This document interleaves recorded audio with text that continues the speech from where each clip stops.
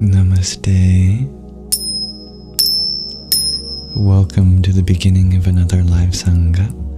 Today I remembered that it is ASMR Sunday, which means that we can create the extra special intention for this to be a live stream of emphasis on relaxation, validation, spiritual affirmation, and other things that rhyme with that.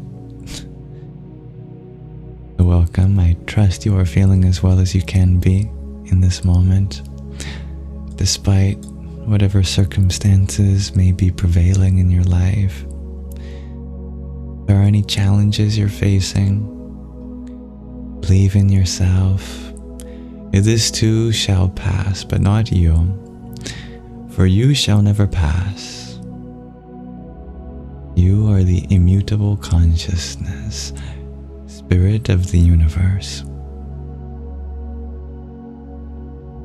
Thank you, John, for blessing our Sangha off with today with a tiny nippy. Thank you.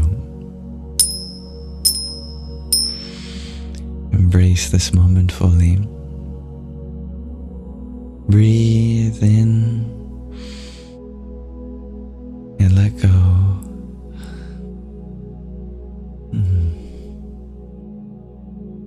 My intention for this to be a space for us to come together as fellow students of life. Jai Shri Ram, dear Luke, to uplift each other, relate in one another's experiences, and share positive sentiments. You are all valid in what you're going through, even if I don't know it, just vacuously. It is true. Trust in your inner strength, and you're not alone. You're all connected. As our first guests continue to arrive, I have a Shanti mantra. One of my favorite sounds is wobbly paper.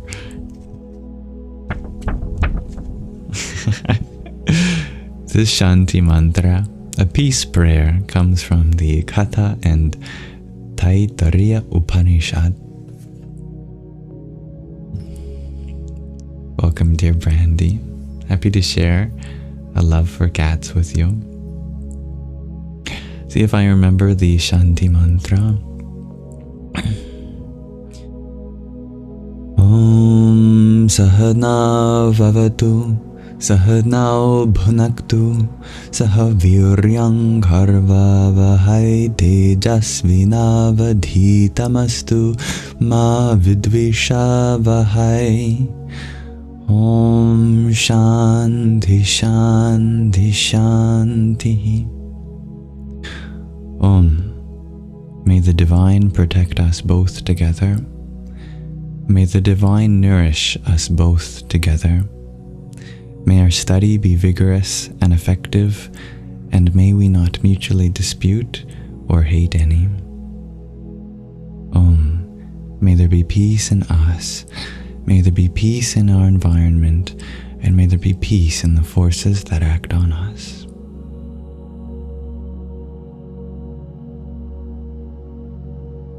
Thank you, Spencerius, for your trio of tiny tinies. Yippee! Welcome, Dalita. Thank you for your heart me as well. Radhe, Radhe. Hello, dear UK history. Your beautiful UK history talk. Hello, Paradise. I would love for us to come together as meditative souls. Feel the energy. Reflect on the peace mantra. Let us emphasize unity and harmony. We all come from the same source. Therefore, All of us are valid expressions of the One. I'm grateful for you all. Good to see you, dear Qualia. And welcome, dear Anthony. I wish you well. And thank you, Brandy, for your 2025s. Half a dozen of them. Never expected, but deeply appreciated. Om Ganganapataye Namah. Dear Dasha, thank you for your heart to me as well. Ram Ram. Hello Om. Hello Kai. Namaste, dear Marlon. You never have to apologize. You show up just on time, every time.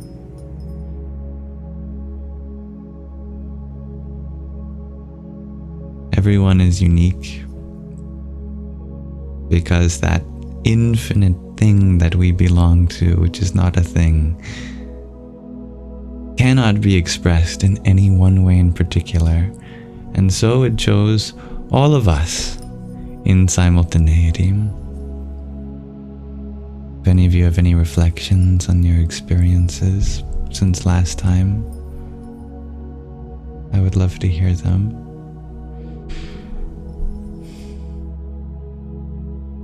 And I will listen with an open heart.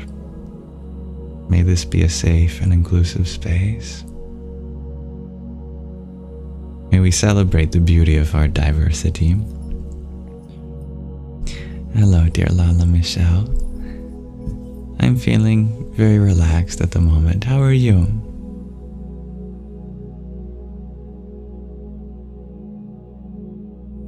Hello, dear Bubbles. Namaste, dear Nanda. Welcome.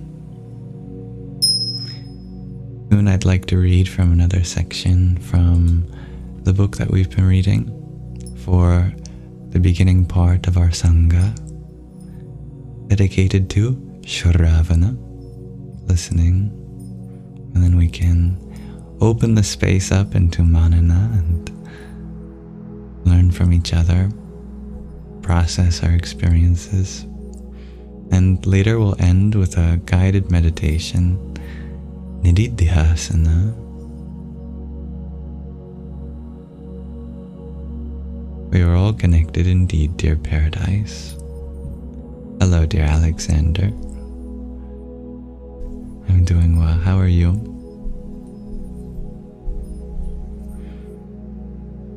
Dear Marlon, you're wondering if anyone knows if the name Iris is the name of a goddess or a deity. A beautiful question. I think you can turn any name into one that represents the divine. Iris is, of course, what surrounds our pupil.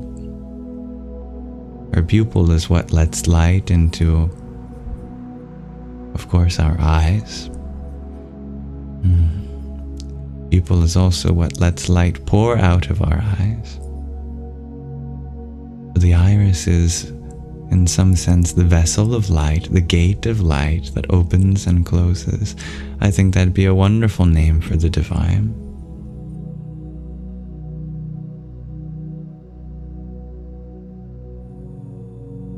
Welcome, dear Olski.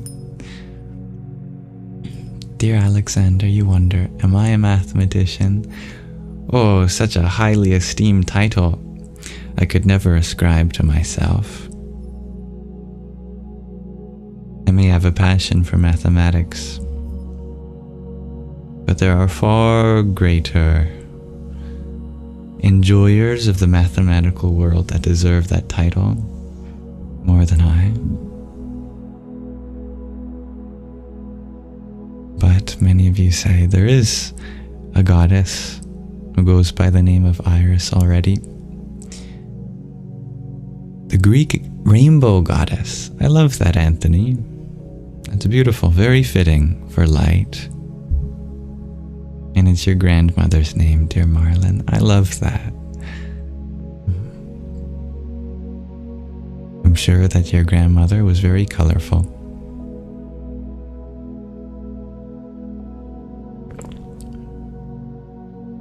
Thank you, Shai,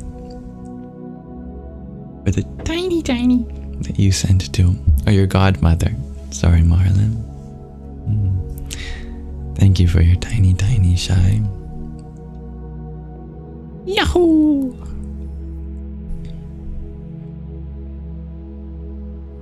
Each name tells a story. They're all so interesting. Dear Ingrid, you shared that someone broke up with you and he was an amazing person. How can you let go? Well, you don't have to. Not all at once, or right now at least. But as it feels right, continue to grieve, feel your emotions. Everything that amazed you about him can also be found within you, since we are all reflections of each other's light. What we see within each other says more about what's truly within us than it does about each other objectively, anyhow. All those things that your heart holds on to, it can continue to make space for and grow in other ways too. Perhaps you just have to find those things that you love within yourself, whatever they may be.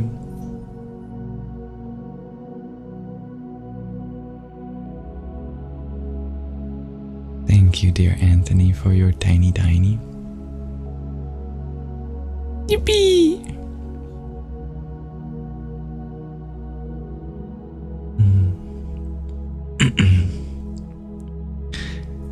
Dear Vaughn, you also asked for any advice on moving on from someone. Sounds like something that many of us go through. Remember that all the love that you shared is still valid. Even when you're not in each other's life in the same physical capacity, that doesn't mean the love you shared somehow goes away. That continues to make a difference in your life. You can continue to reflect on those memories and grow from them.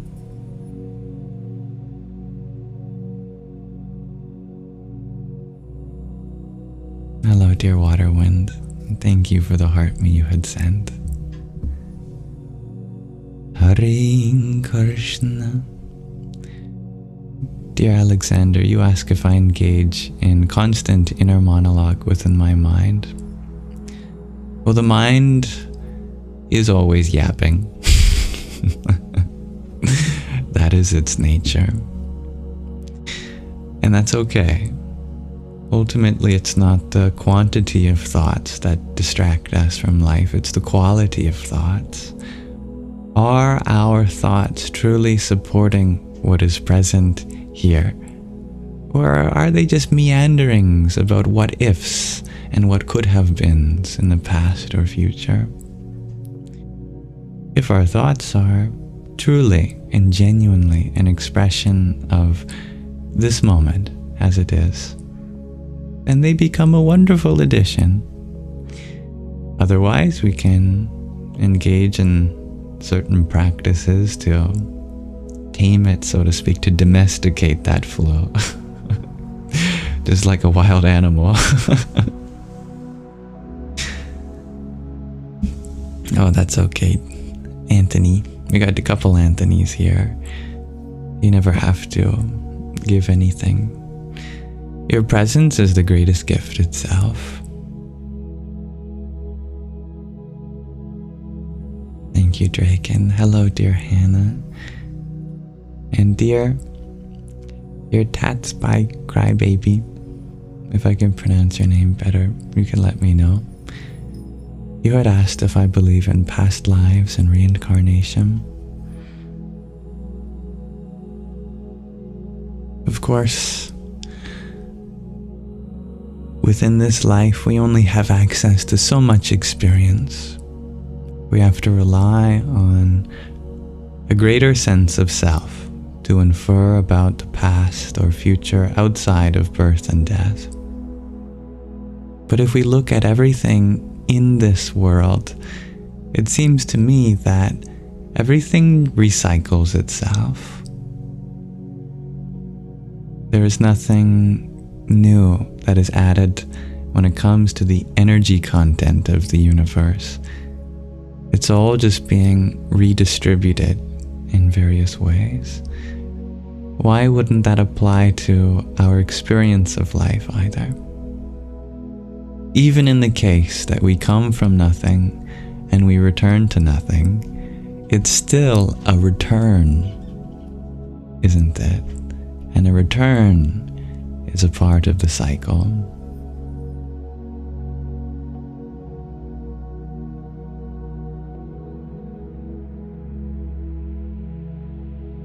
Alexander, you had a continued question. Do I ever silence my inner monologue for long periods of time? No. I let the mind do its thing.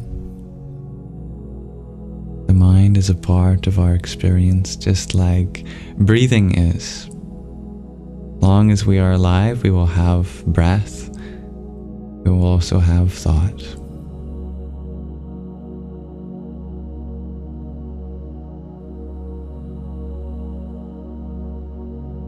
The secret, if you can call it that, is to understand the difference between you and the thought.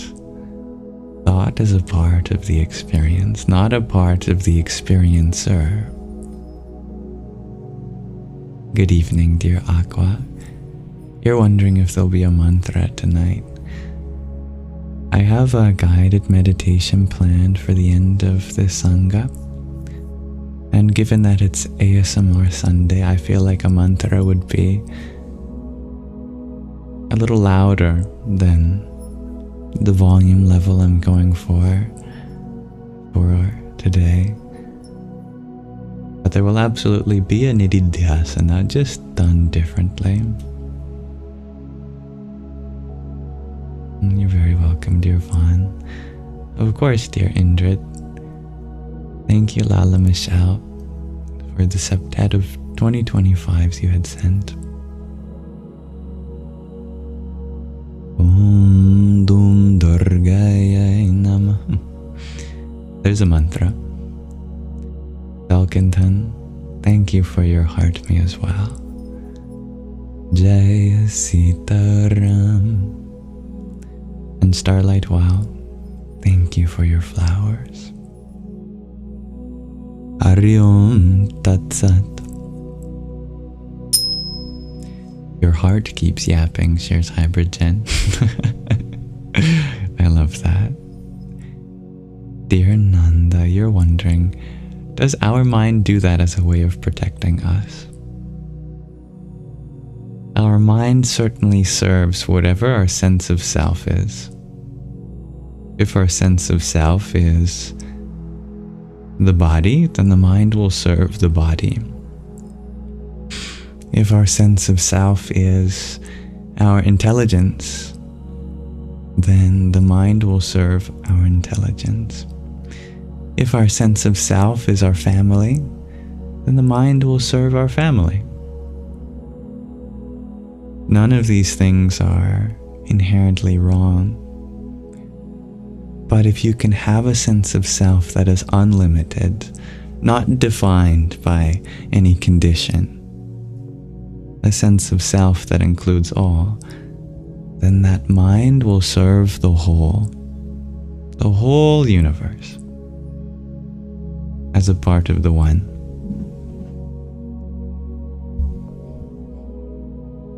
And hello, dear Amanda K. Vaughn, you had asked a good question. How can you improve your quality of thoughts? Slowly but surely, situate yourself around favorable people, favorable places, favorable times. And by favorable, I mean a source of possibility, encouragement, motivation. Find people in your life that do that for you. Spend time with them. Watch stories or listen to stories that uplift you and inspire you. Just like our body has a healthy diet, our mind has a healthy diet too. Healthy diet for the mind includes affirmation, motivation, inspiration, other Asians, like that. I like that, Anthony. I am here now. Coupling our mantra with our breath is a great way to be present and consciously breathe. Thank you, Teddy Bear, for the rose you had sent. Om Namah Shivaya. Nourish your mind with good thoughts from the world. Tattvam Asi. Nice to have you here. Thank you for your quintet of roses. Namo Narayanaya. Good afternoon, Val. My day has been well so far. Thank you. And I am well. Thank you for asking, dear Amanda. How are you? Thank you for your blessings, dear Harold. Happy Sunday, dear G. Happy to have you here. And Nanda, you share your sense of self must be Vishnu then, as that's what your mind serves. How beautiful. Paramatma.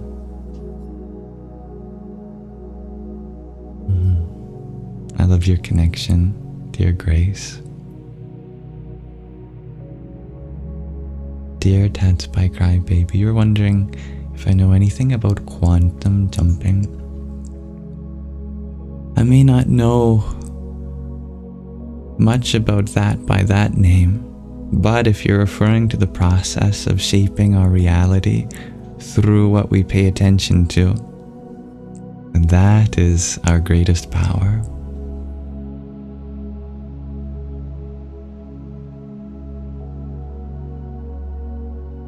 Dear Nanda, you share I inspired you to write a poem. Shall you credit me? The only one you have to credit is your dear Vishnu. In your heart, pointing out things to receive from other people's words. That's all within you. I could never take credit for that.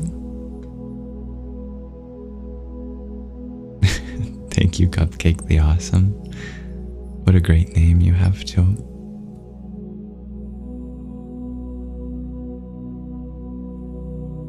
Yeah, I like that, Nikki. Opportunities. Meeting your type of people. That's what is required.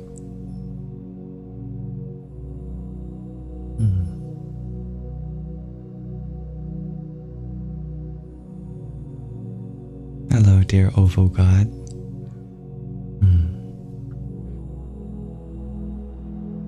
Remember that there is a difference between what's on the inside and what's on the outside. It's so important for us to be aware of the reality of suffering in this world. And yet, at the same time, it's so important for us to discover happiness within. Truly, they are not mutually exclusive. Our duty is to make this world a better place. And we have to, for one, be aware of what can be improved. But the second criteria is just as important, and that's having peace within to be able to make a difference in the world with. We see the lack of peace in this world. That's good. It's important to be aware of that. But how can we make the world more peaceful if we aren't feeling peaceful? Our peace is our instrument in making the world a better place. We have to ignite the fire of compassion in our hearts first, and let that light up the world.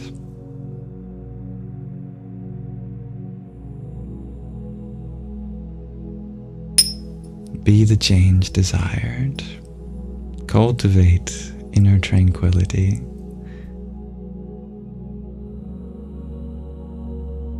The bliss you find within inspires change around you.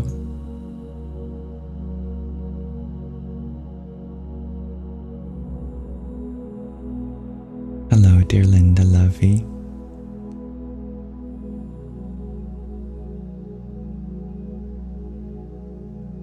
Radhe, Radhe. Welcome, dear Magdalene, Snuffleupagus Rangy. Dear Zoe, you're wondering what's good advice to resist temptation.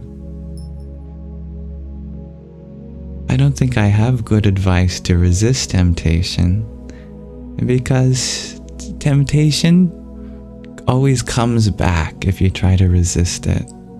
If you repress it, suppress it, then we just bottle it up. We have to be human about it. Acknowledge that temptation, desire is a natural part of the human experience. Just ask yourself, are you going to control it or let it control you? If you make it into an enemy, it'll make you into its enemy, and then it's a battle over who conquers who. But if you befriend it, be curious about it, be understanding about it, then you can transform that feeling just by diving deeper into it, unlocking its intention, which is always good, and seeing how that intention can be expressed in more healthy ways, or perhaps has already been fulfilled. You just have yet to notice it. The secret is lying in plain sight.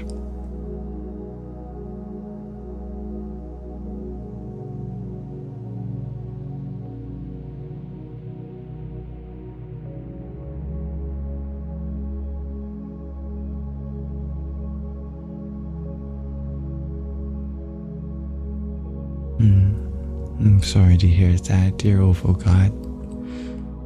You're not alone in that. It's true that sometimes our own happiness can seemingly be dismissive of other people's suffering.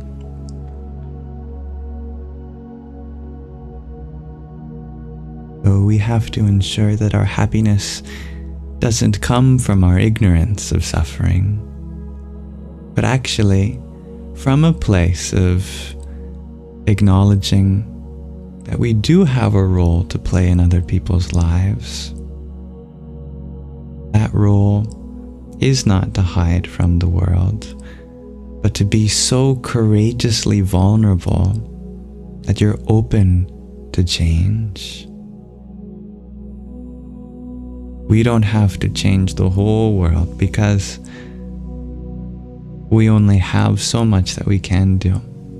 But if each of us come together and do our part, then the whole world can change. All we have to do is play our part, and it's surprising how far that can go. Just by being a role model of what you want to see in the world, it inspires so many more.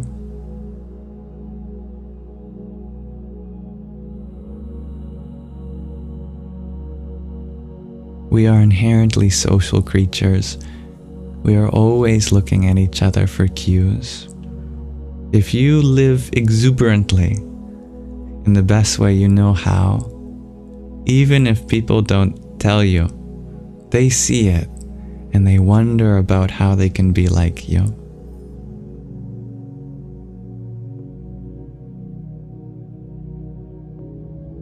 Oh, dear Sky Guardian, you're wondering what page we are in our book. Thank you for reminding me.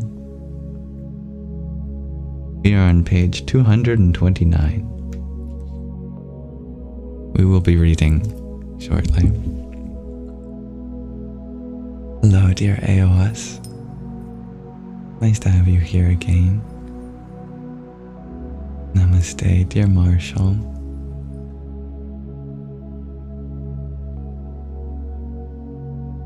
Dear Zoe, you ask, what do I think about people saying you should be happy because there are people that have it worse?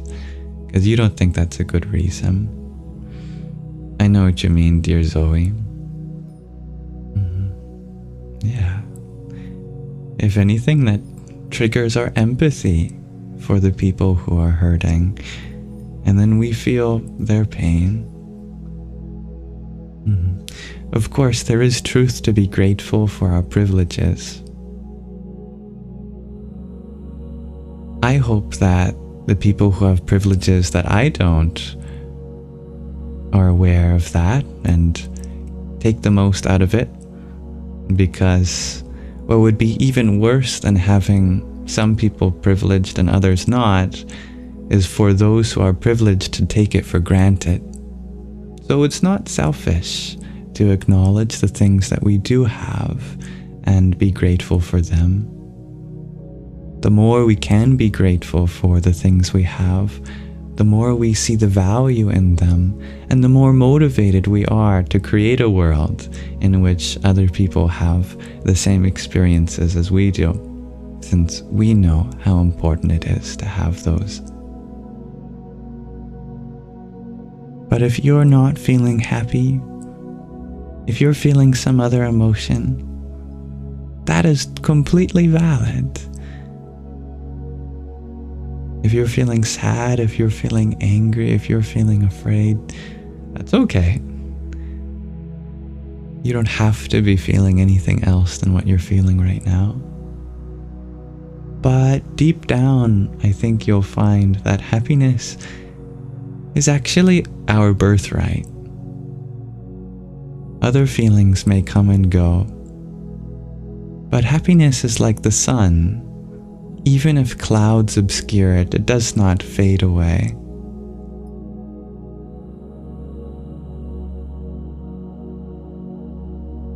Thank you, Hybrid Jen, for your rose.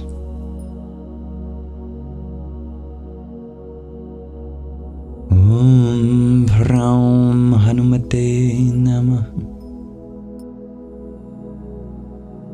Dear no one, what a question this is. What can you do if you feel so much gratitude and love that it's overwhelming? What to do with the feeling? I love that. Express your feelings. Dance. Sing. Bring some joy into someone else's life with a random act of kindness. Draw. Journal. Make art. Run around. You have so much in there that you've discovered. It just has yet to be brought out and shared. I actually have a text channel in my Discord server dedicated to sharing things you're grateful for. I think you do really well in that text channel if you want to participate in that.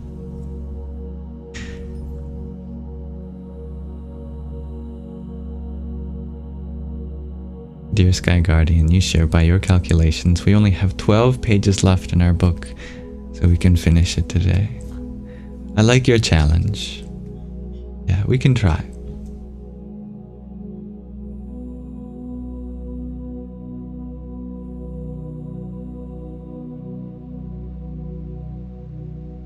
Everything leads to love. Love that.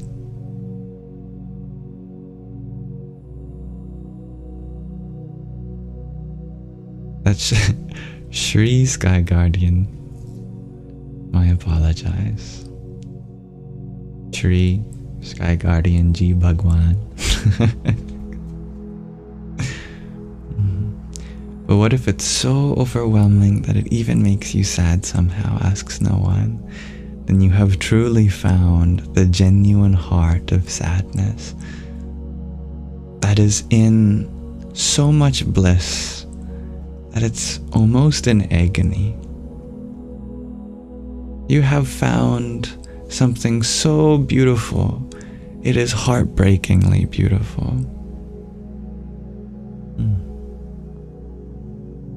That is Satchitananda, the bliss of truth, of consciousness.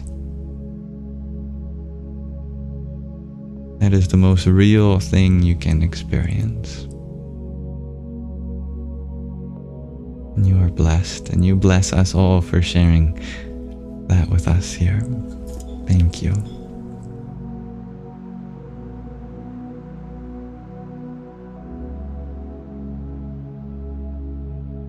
Indigo, thank you for your heart meat and Dalgona candy. Tiny, yippee, and trio of Dalgona candies. Thank you.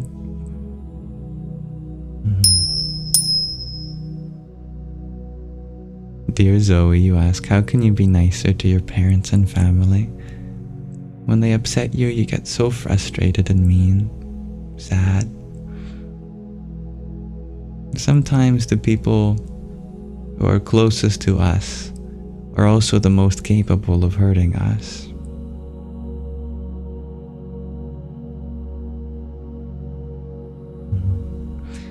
Hard because we want to be open for the good stuff, but not be so vulnerable for the not so good stuff.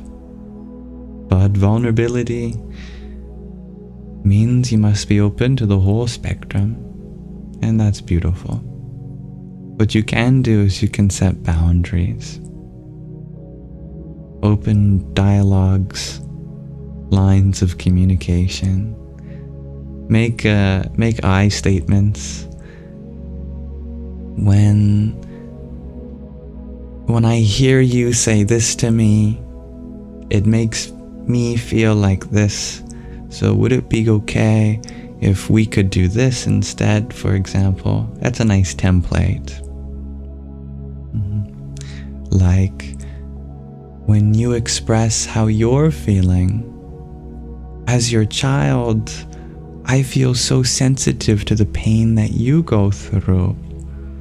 And I don't know how to hold that space for you. Would it be okay if whenever things get too much for me, that I can say something like, it's getting overwhelming and we could switch topics? Or would it be okay for me to suggest, counseling mom or dad, because I know that you would want the same for me, and I know you're going through something, and I wouldn't look on you any less for that. Something like that. You can tailor it to your situation.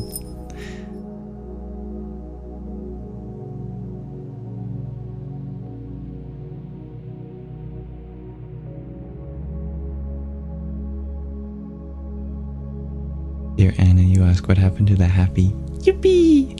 Oh, sorry, I forgot to do that for Indigo, didn't I?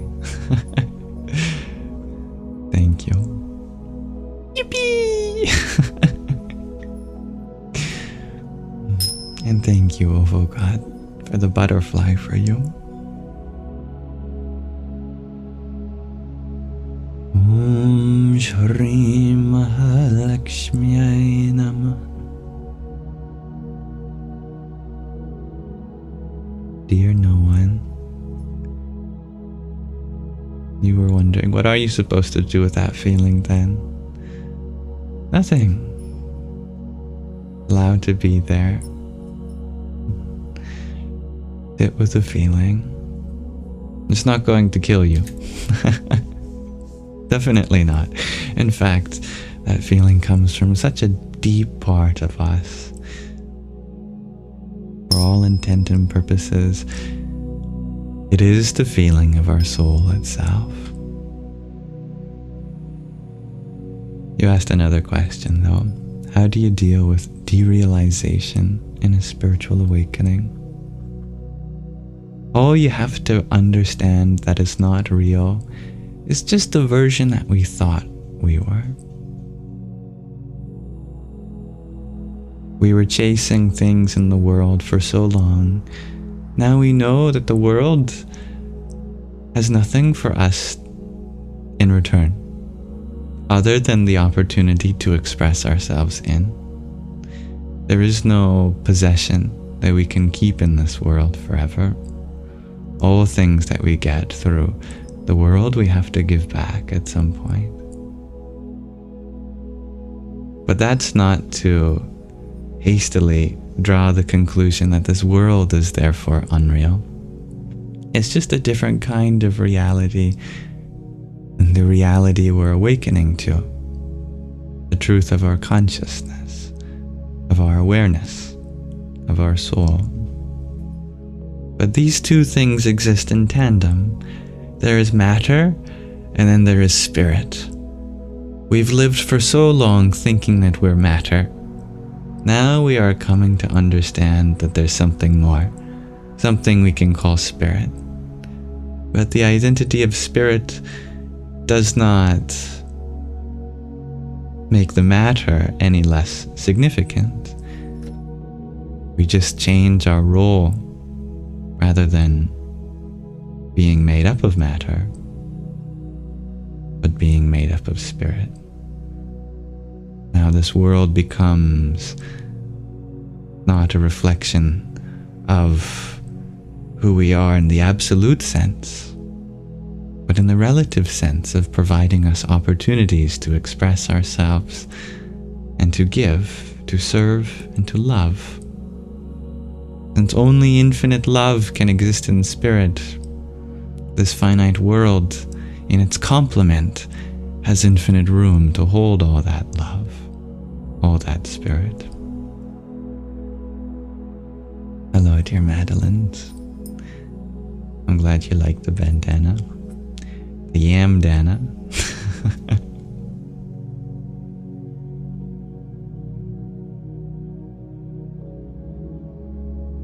Dear Nanda, you share that you don't know why, but you always feel like you're being in the way whenever you want to talk about your feelings. If you're talking about being in the way of this space, then no, you are always welcome to share how you're feeling. That is part of the purpose of this space. And I hope you take advantage of that. You feel like you're in the way of yourself. Well, that may be true. We can certainly get in the way of ourselves, ironically.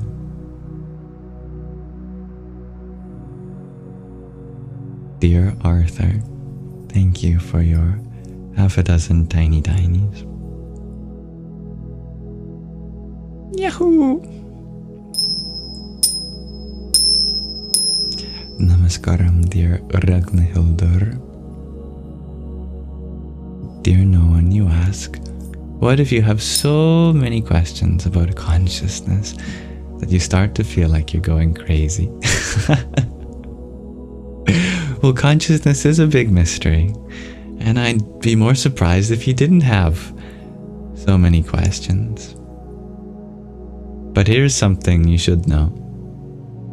You don't have to know everything to be here. This world is not going to give you some time limit, that if you don't figure everything out, then you won't be allowed to be here anymore. It's by no mistake that you're here. And it's by no mistake that you're born not understanding. But if you can remember back to childhood, if you can reconnect with that inner child, it's not the answers that are the greatest gifts in life, but the questions themselves. To wonder is an amazing thing. To ask why and how and for what is truly a miracle. What's much more important than any answer is the fact that there's a mystery at all. The universe is not counting on you to figure everything out.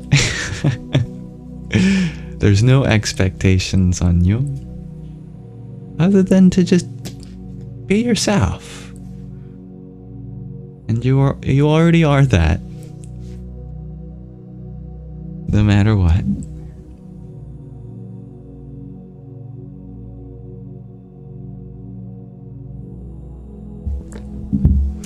Embrace your presence and purpose. Reconnect with that inner child. Value the spirit of the question rather than matter of the object or the answer. Cherish that wonder and live freely without expectations. Thank you, Hybrid Jen, for your heart me. Om Ganganapataye Namah. Dear Zoe, you ask, how can you get rid of fear that causes harm? And by the way, I love the additions you share in chat. You are such a wonderful contributor to this space. How can we get rid of fear that causes harm? I think it's more the other way around. We remove the harm from the fear. Fear by itself is not harmful. Fear is just a challenge that you don't have to take up. Maybe like someone prodding, pushing your buttons. You don't have to give your attention, your awareness to the fear. If we do, that's when the harm can come. If we let that fear take us from what truly matters. But fear by itself is not a bad thing.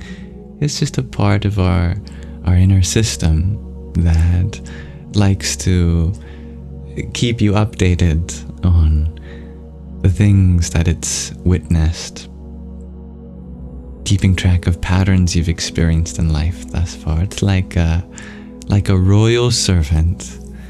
Royal servant can come up to you, the majesty of the kingdom of your body and mind, and says, hey, my Royal Highness, I have seen and heard things from the township that I should alert you. It is up to you whether you want to act on these things. Up to your judgment, my liege. And so, as the majesty, you listen. Oh, my royal servant, my advisor, what do you have to say? And so the advisor shares the fear, the concern, and then it's your choice. Is this something that you need to act on? Or is it just gossip from the town? Is it something that need not be worried about? Trust your higher judgment. You know, the fear might be that there's something under your bed, but you know that this room isn't the best thing to hold a monster. A monster would be happier someplace else. No monster would want to live in your room.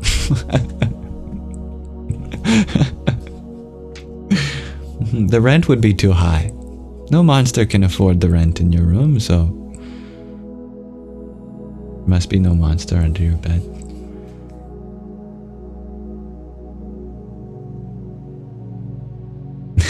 Thank you, Josh. Namaskaram, dear Stevie team.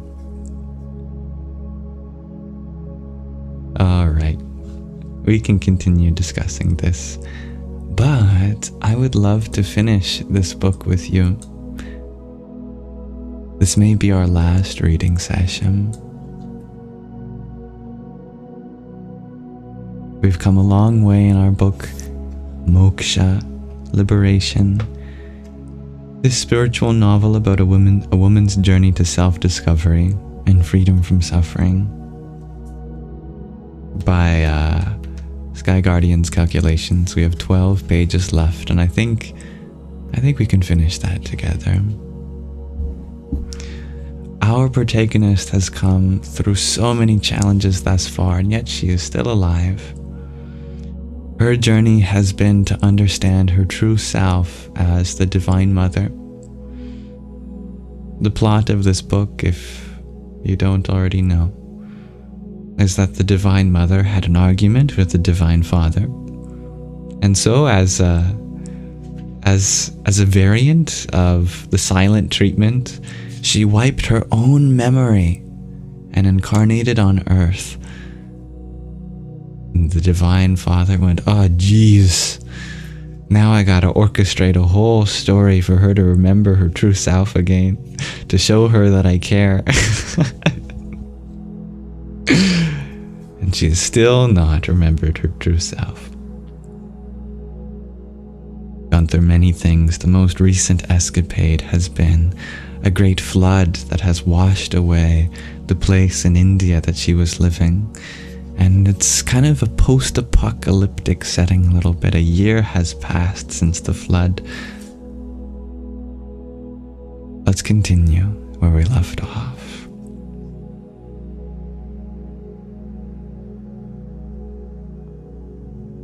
On my long walk each morning, to the rusty water pump and back, to the rich man's house and back, protected by my cloak of untouchability and poverty, I silently chanted Om Namah Shivaya. At certain intervals, when my mind was completely silenced, the sharp pangs of hunger, the chronic pain, my depression, my feeling of betrayal were kept at bay. For those few seconds, all vanished. Then, a lorry going by, a shout, a car horn, a baby's cry would shock me back to the desperate world spread before me. I understand the teachings, I said to my teacher, Miss Nandi, one day. My doubts have been resolved, my questions answered. I meditate every day, and there are moments, sometimes minutes, when I become absorbed in Brahman, universal consciousness, and I am full and complete, at peace. I want for nothing. But then, as I go about my day, I forget. The past sorrows come flooding back. The future is a terrifying blank, and I start to slip. Old habits die hard, she said. You have listened and understood. The seer and the seen, the 3 states of experience, the 4 Mahavakyas, great sayings, the 5 sheaths, Tattvam Asi, Dharma, meditation, all this you know very well. Your doubts have been resolved. The veil of ignorance begins to lift. But then through habit you lapse into erroneous thinking, where you are again the limited, insignificant individual. Let me tell you a story about a sheep-lion, a favorite story of Swami Vivekananda. A lioness and her cub were wandering through the forest when they became separated during a severe storm. The poor cub took shelter with a flock of sheep. The sheep welcomed the helpless cub into the fold. Years passed, and the cub grew up imagining himself to be a sheep. One day, an old lion who was observing the flock of sheep from the ridge of a hill was shocked to see a lion in the midst of the sheep, and even more astonishing was the sight of this lion bleating like a sheep and munching on grass contentedly. The old lion sprang down on the flock, and as the sheep scattered, the old lion isolated the young sheep lion from the flock. "What's going on?" the old lion roared. "Why are you bleating like a sheep and munching on grass? You are a lion." "Please let me go," the sheep lion bleated, terrified. "I am not a lion. I am a sheep." The old lion dragged the sheep lion by the scruff of his neck to a nearby lake. "Look," he roared, "you are a lion. You are the king of the jungle." The young sheep lion peered into the water. There was his great mane, a fine head. He turned to the old lion, then stared at his reflection. He understood that he was indeed a lion, the king of the jungle, and he roared ferociously. That night, the sheep lion, no longer afraid, slept in the open by himself. But when he woke up the next morning and spotted the sheep grazing in the distance, he ambled over to them and started munching on the grass contentedly. He knew without a doubt that he was a lion and not a sheep, but all those years of thinking of himself as a sheep had formed a powerful habit he could not break. The old lion came by, understood the sheep lion's predicament, and told him what he must do. He was to go to the lake every morning and gaze at his reflection. The sheep lion took the advice of the old lion and went to the lake every day. The day finally arrived when there was no need for the sheep lion to gaze at his reflection. He knew without a doubt he was a lion and not a sheep. Miss Nandi said gently, "Like the sheep lion, you have to be reminded of who you truly are until there is no need to be reminded." "How do I see my reflection?" I asked. "Through contemplation, nididhyasana." "I meditate," I said. "Contemplation is not meditation. Contemplation comes after meditation." Pardon me. Dhyana and dharana. "Is there a technique?" I asked. "What do you think?" "I'll show you one or two. We can take up one now." Sit back, relax, meditate for 10 minutes, whatever way you like to meditate, counting, breath, whatever is your practice. Calm the mind, drive away all thought. We meditated. "I will chant an extended Om," she said. "When you hear the Ah sound, reflect on your waking life, your daily chores, ups and downs. When you hear the Ooh, you are dreaming. Maybe a dream of your school days, and with the assume the blackness of night, where there is no thought. Then pay attention to the silence between one Om and the next. Om, silence. Om, silence. You are the silence in which that waker comes and goes, the dreamer comes and goes, and when the deep sleeper unquestioningly surrenders mind and body to darkness. You are that silence, that unchanging consciousness, because of which all the three states are manifest. You are the light in which the three states come and go. Om directs you to that immortal you, to peace, bliss, non-dual, Shantam, Shivam, Advaitam. That self that is to be known. Open your eyes. Manifest the three roles you play: the waker, the dreamer, the deep sleeper. That you are not. An actor playing three roles.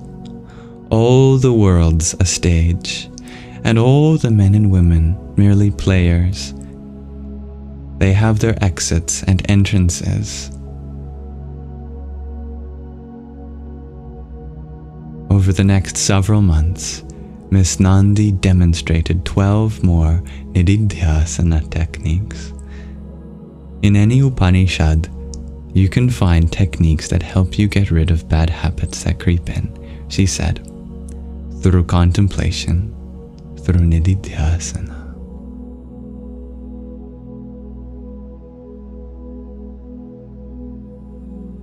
Chapter 18. The calamities came in successive spurts. Storms inundated southern Ohio, shattering all rainfall records, with a human toll of 74, most of whom were elderly residents of a trailer park. Simultaneously, a typhoon slammed into the Philippines with a 120 miles per hour gusts that brought 65 inches of rain and deadly landslides. A week later, wildfires raced through the American Northwest, where 10 million acres burned for weeks. Heat waves took over most of Thailand, causing the deaths of 7,000 and displacing 4 million. Earthquakes cropped up everywhere. Southern China, Texas, Chile, Oklahoma. The epicenter of the most severe earthquake was in Los Angeles, where the downtown was leveled and fires took over the Hollywood Hills. Western Australia was ravaged by raging wildfires, reducing half of the continent to grey ash. Several Polynesian islands were hit by fierce tsunamis and disappeared altogether. Of interest, and widely covered in the press, was the complete annihilation of the island where prominent industrialist Helmut Gerhardt, his immediate family, and 150 elite guests had gathered to celebrate the nuptials, new word for me, of Gerhardt's oldest son, Jonas, to a Greek shipping heiress. There were no survivors. These have been the antagonists of our story thus far. Secretly asuras, demonic beings. Seems they have met their maker. Of lesser interest was the flooding of the Ganga Delta, where there was negligible property damage and around 2,000 fatalities, mainly impoverished Bangladeshis. Rain and hailstorms cut across Wales. Severe drought continued relentlessly in Brazil. Over 100 wildfires broke out in Siberia, creating a holocaust.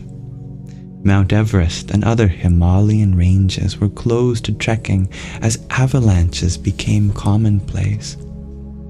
The breach of a dam across a remote northern tributary of the Ganga in the high Himalayas was submerged some villages, but the damage was not serious enough to bring in help. A few months later, there were landslides further downstream.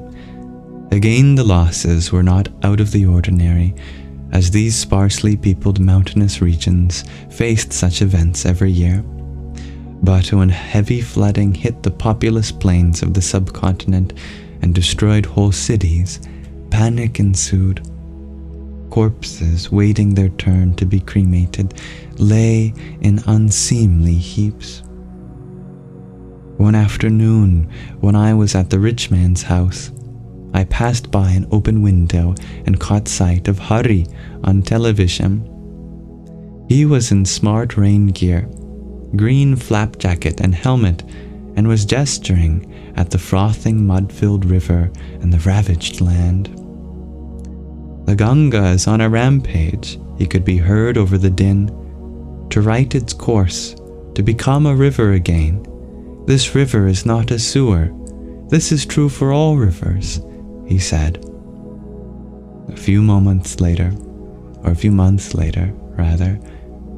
Hari's interactive digital map surfaced and went viral. At first, no one claimed authorship for what became known as the map. But after a few days of frenzied worldwide speculation, a group of students made it known that the map was the outcome of a class project. Others from different parts of the globe took credit as well, all insisting that they had fed real-time data into it. When it became evident that the United Nations had been warned of these disastrous events and had neglected to take preemptive action, the UN building in Manhattan was stormed and set on fire. The Secretary General was pelted with shoes. Men, women, and children from every part of the world, from every class of society, took to the streets. There were clashes with police, with soldiers, with private security forces. Crowds were mowed down, but the marching continued. No government was spared. Even Switzerland, that complacent mountainous country with its diabolical banking system that protected the wealth of dictators, criminals, and bullies, saw its staid and decorous streets burn.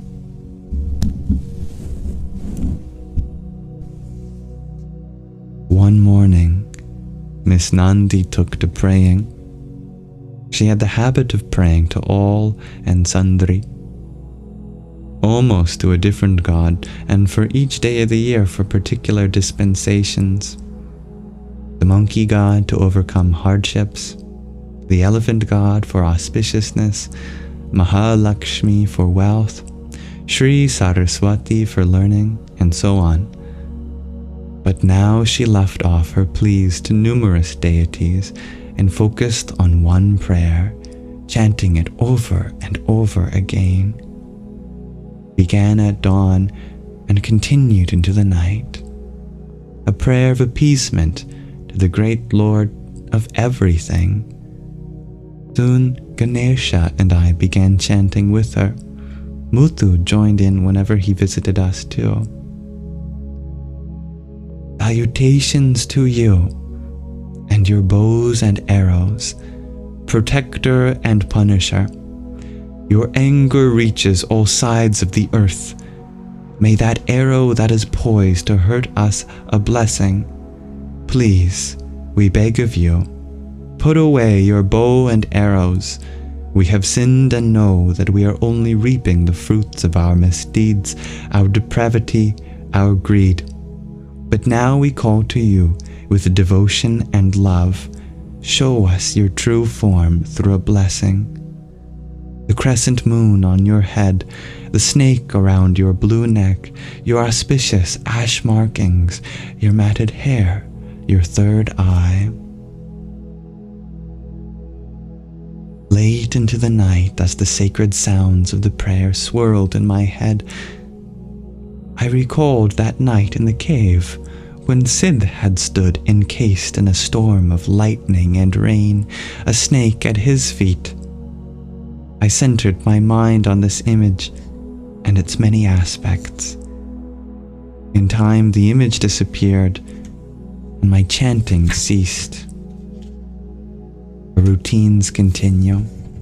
Before daybreak, I make my way to the water pump, jostling with others, pushing Old Faithful, our life-saving pram. stacked with empty water bottles. Midway, the rising of the sun stops our march, and we all bow down.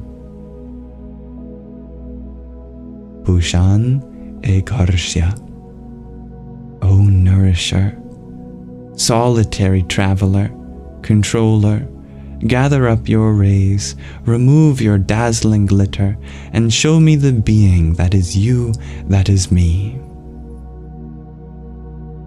Excluded from the stone edifices of men, where gods are held hostage and managed by intermediaries, the horizon is our place of worship, the offering, our labor, the sun, our living deity, shining on all. I bow my head. Glory be to God for dappled things, all things counter, original, spare, strange, whatever is fickle, freckled, who knows how, with swift, slow, sweet, sour, a dazzle, dim. He fathers forth whose beauty is past change. Praise him. Gerard Manley Hopkins. A woman hands her baby to me while she adjusts the unwieldy cylindrical aluminum can on her back, strapped to her narrow shoulders. I wipe steaming snot from the baby's nose with the tip of my sari. What is his name, I ask. He is Vinayak, and I am Anjali, the woman says.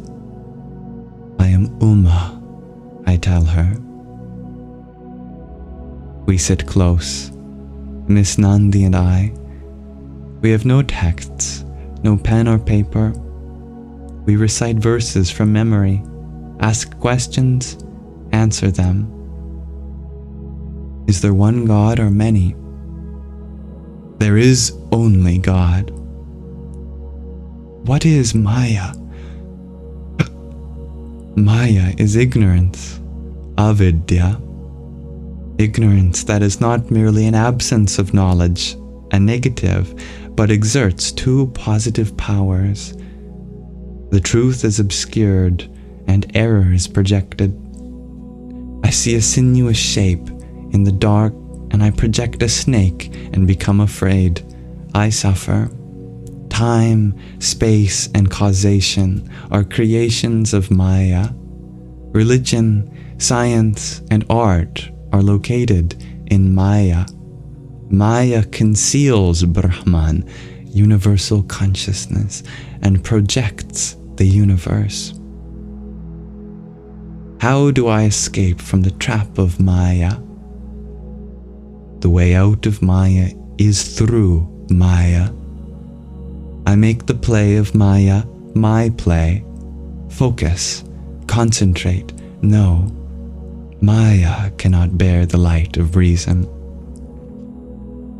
How can insubstantial Maya obscure all-pervading Brahman? I close my eyes.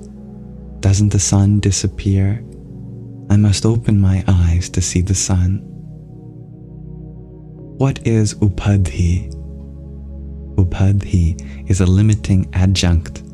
The pot is an upadhi for clay. The pot is merely a name and form and is transient. Pot adds nothing to clay.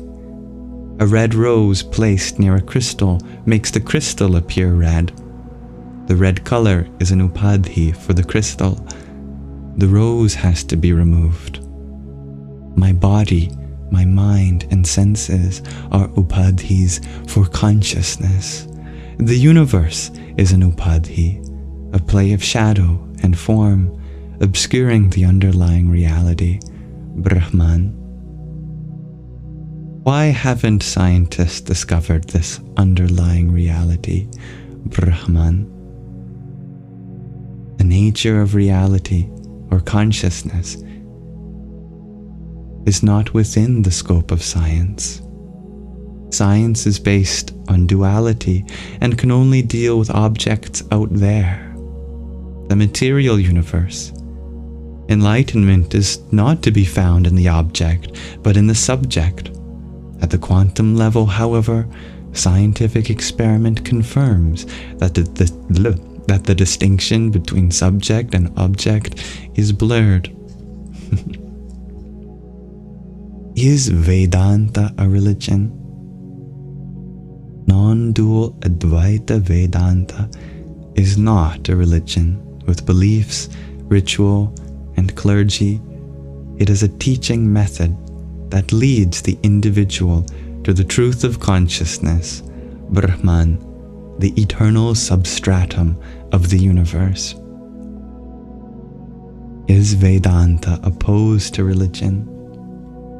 Vedanta is inclusive, not exclusive, pointing us to the unity of existence, the unity of creation.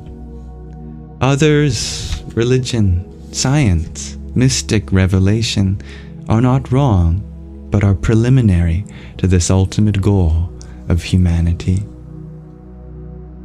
Can meditation bring about enlightenment? Only the removal of our ignorance of our true nature results in enlightenment. Meditation is a tool to still the mind so that we can access the wisdom of the rishis. Meditation on its own will not result in enlightenment. What are the practices and rituals of Advaita Vedanta? There are none. Is there a process? Deep listening and understanding, Shravana, reflection and removal of doubts, Manana, contemplation, Nididhyasana. Through Shravana, knowledge dawns. That is the flame. Through Manana, this knowledge is not allowed to vanish. Nididhyasana keeps the flame alive through the trimming of the wick. The inquiry, who am I, is Shravana. The ascertainment of the meaning of who I truly am is Manana. And the practical application of each is Nididhyasana. Sri Ramana Maharshi. Why do we have desires? At a fundamental level, all desires are attuned to discovering our true nature. Our search is doomed if we see external objects as the solution, because we seek happiness outside when happiness and joy are already our intrinsic nature. How does an enlightened person behave? In the day-to-day world, the enlightened person knows that everything is consciousness, and everything is one's own self. There is nothing that can cause us harm or hurt us. There is no confusion, anger, envy, fear, all of which result from separation. Do we have free will? Free will is located in Maya, material existence. If we believe ourselves to be separate from each other, separate from creation, we exert free will. At the highest level, there is only consciousness, and free will becomes irrelevant. We should go on as if we had free will until we know. What do these teachings give us? These teachings are pointers to moksha, liberation. What is moksha? Moksha is knowing the truth of the self. With moksha comes freedom from suffering and freedom from rebirth. We meditate on plants and trees, on animals and birds, on planets, on the gods. We resort to mantras, the breath, movement. We meditate on Om. We smile, we laugh, we sing, we dance, we tell stories. I am the tree of life, the Rishi jubilantly declares. My fame reaches the mountaintop. In time, the storms die down, the fires run their course. There is sporadic fighting, but no one has the heart for war. Suicides of young men, commonplace in past years, cease. Muthu leaves, taking Ganesha with him. Miss Nandi and I remain in those 2 rooms for 14 years.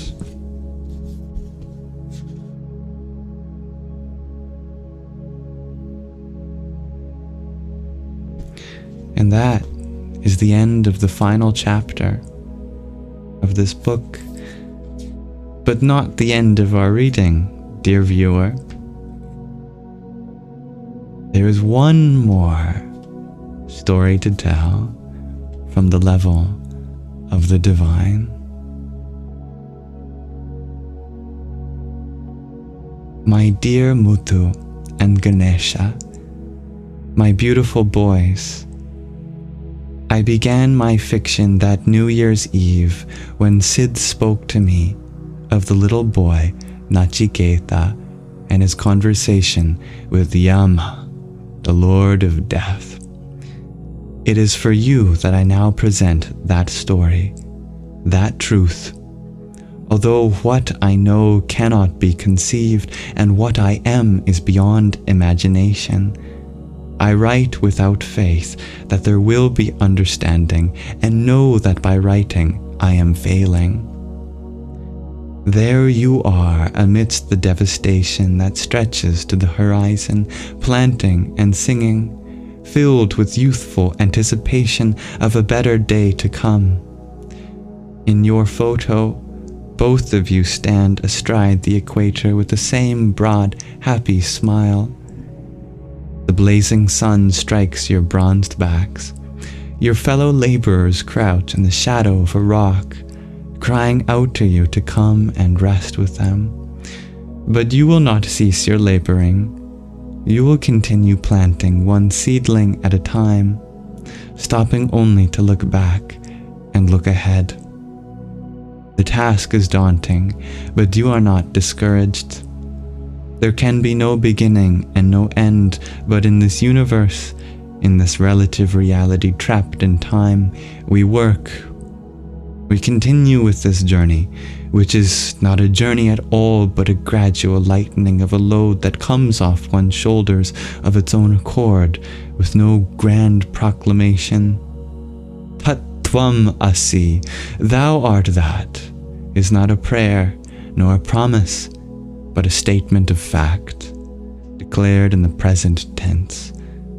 Moksha is not the reward of our seeking or the result of our actions.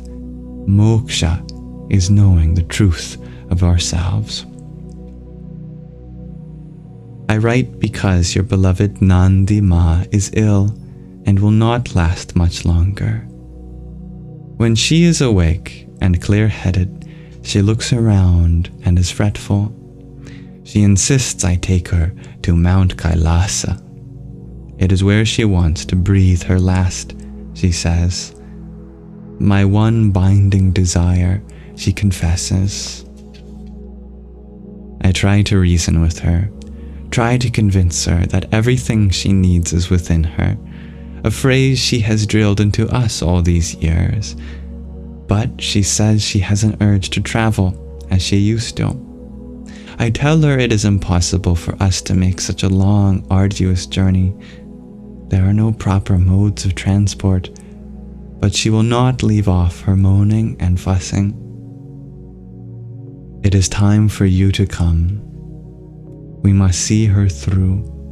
We will make our way to Mount Kailasa, and I will dip my feet in Lake Mansarovar, where I once played.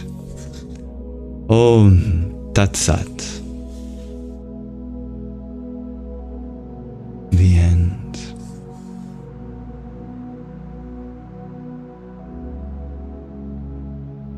thank you, my dear viewers, for listening as we ventured through the journey of the story thus far of a woman on her way to self-discovery and freedom from suffering. I am so grateful that we got to have this book together to read. But I thank dear Tara for allowing us to read it here. She is such a wonderful author, an expression of the Divine Mother too. Soon we shall have an interview with her as our cherry on top of the sweet cake it was to engage in this story together.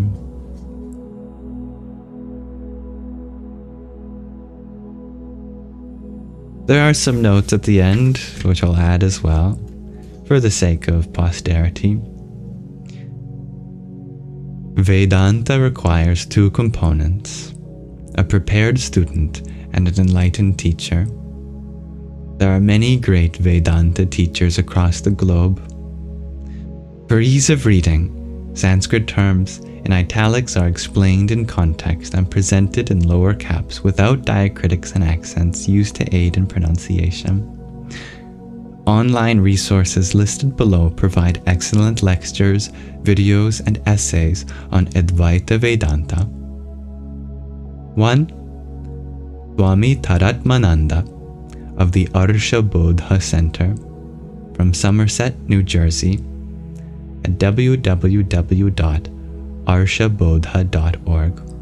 That's ARSHABODHA. One of her gurus and a guru of Sky Guardian Ji.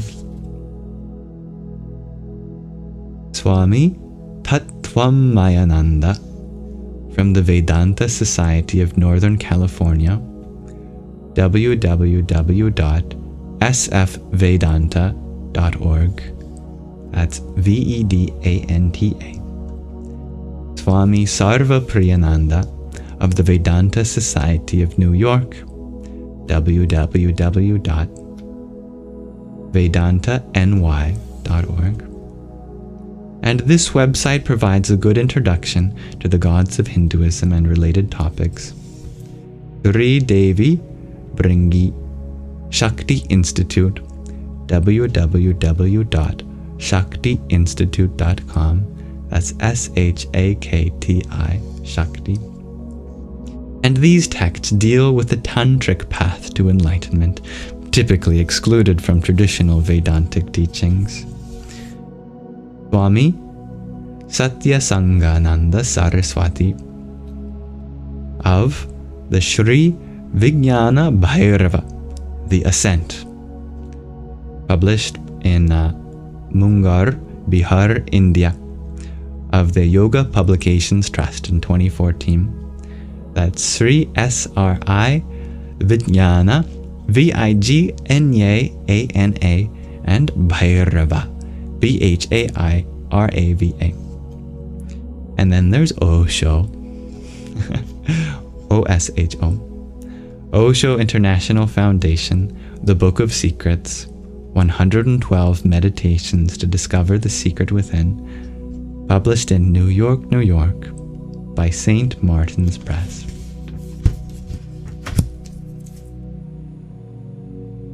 That is officially the final thing to read in the book. Namaste, and may we all realize the truth of ourself. Om Shanti Shanti Shanti.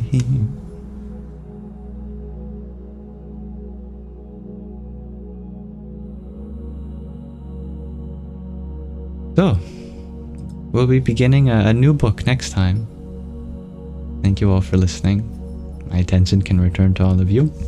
Bit of a longer reading today, but that's because I wanted to finish it by a Sky Guardian suggestion. That concludes our Shravana, the first part dedicated to listening.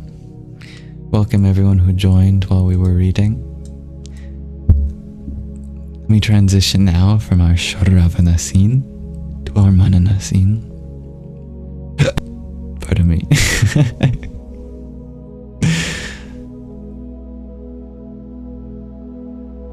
Thank you to those who sent a gift while we read as well. Dear Gina, thank you for your heart, me and pair of roses. Om Hrim Namah Shivaya. Dear Neon Jello Pack, thank you for your hand hearts as well. Here's some for you. Radhe, oh Radhe. Anna, thank you for your ice cream cone. Om Aim Saraswatyai Namah. And dear John Simon, thank you for your heart, mate. Om Ganganapataye Namah. I like your question, dear G. Did we expect it to end in that way? I don't think I had any expectations. I was so curious to know how it would though. And I love the kind of etheric trailing off that things get better slowly and not all at once. And there is no grand conclusion other than the journey continues. It goes on. And our old habits continue to crop up. But slowly but surely, we remember the truth of our nature.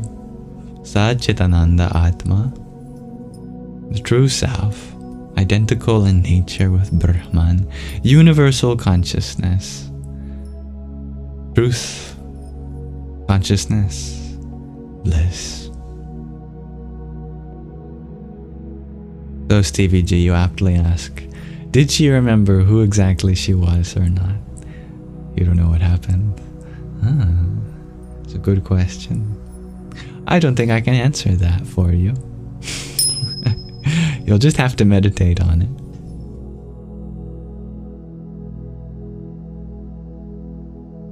Hello, dear Noisette. You're wondering for a movie and book recommendation. Well, if you wanted to listen to the parts of the book that we were reading, all of the parts will be uploaded on my YouTube channel. And there's other books that we've read there too. Like The Hidden Power in Humans. We're also reading through the Bhagavad Gita on my ASMR YouTube channel. I can recommend those. Great movie. Forrest Gump. I like that movie. If you want a more spiritual movie, I recommend Thus Have I Heard. The entirety is available for free on YouTube. It recounts the life of the Buddha. And it's 5 hours, like a Disney animation too. At the beginning you'll think, my goodness, am I ever going to make it through 5 hours? But by the end of it, you'll be wishing that it was longer.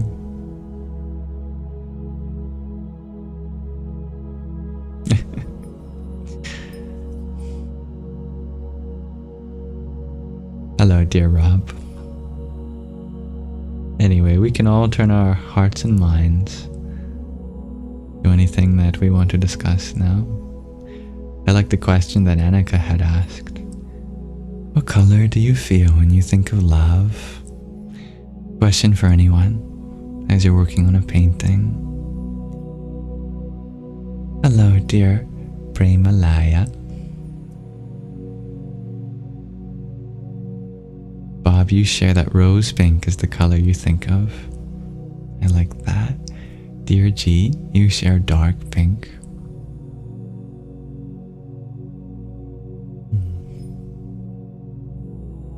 Warm colors come to mind for me.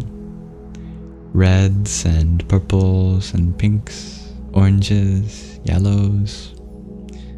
But all the colors white light separating into a spectrum. Just as there are so many ways to love, there are so many colors. Each color can represent a unique aspect of love.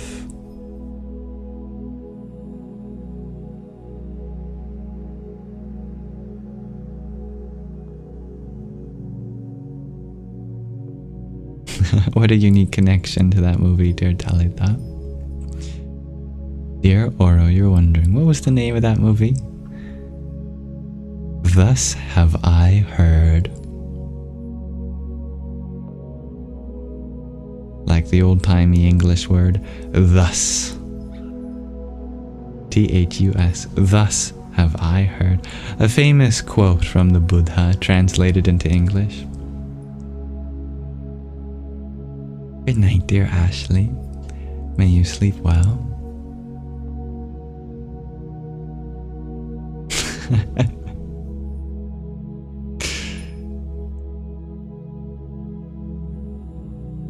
Dear Kiki, you see colors of yellow transcending into orange and red. I like that. Love has a colorful spectrum.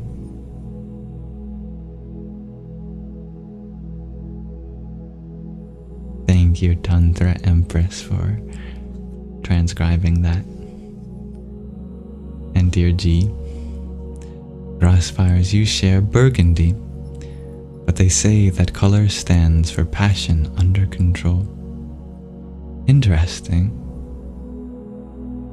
Annika, you share that love is purple to you. Love all of our answers. You are all right.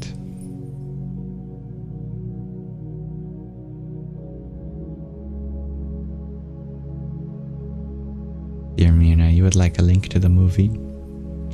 I'm not sure if TikTok allows posting of links in chat, but it's very simple. It's just on YouTube. All you have to do is know the name of the movie and you'll find it. I'm sure it'll come up if you search a Buddha movie too. Buddha movie. But it's available for free. Like an opal. I like that, Talita. All of the pearlescence.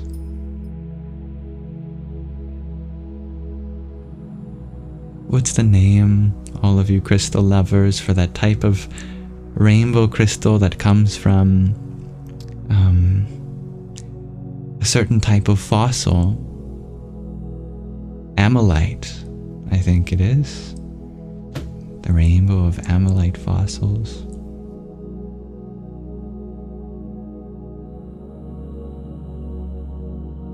Dansuela, you ask, is this an impromptu question of the day? This was fun to answer. Yeah. I do have a question of the day, but I love the ones that come from you too. Nanda, you also feel blue, not only for Vishnu, but also because it's your boyfriend's favorite color. That's beautiful. And I hope you see Vishnu in your boyfriend too. Or maybe your boyfriend and Vishnu. Vice versa.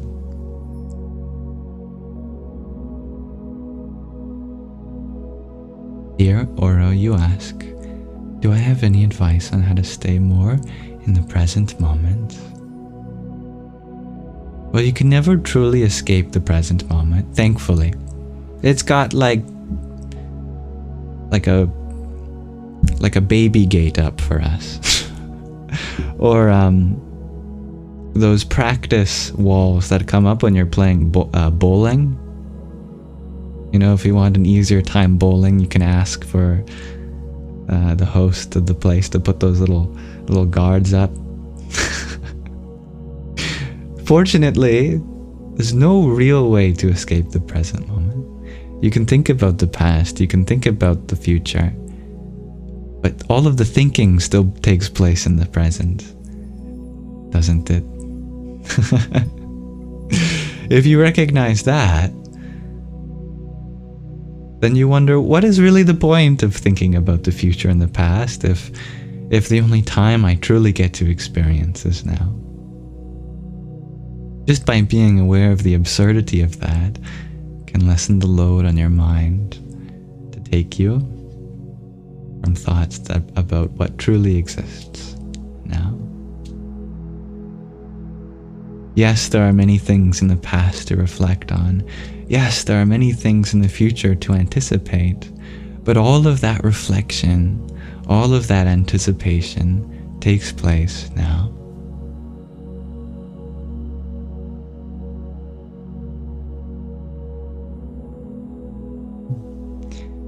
Thank you for such a wonderful question, dear Annika.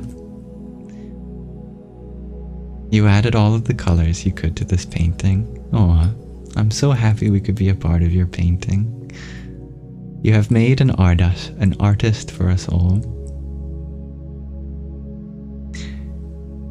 Mirna, you're wondering if it's t-shirt weather today. Inside the house it is.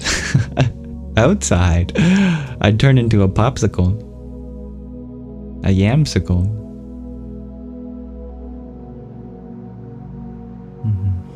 Stevie G, you like electric blue and turquoise blue. Those are great answers. The question was, what color does love feel like for you?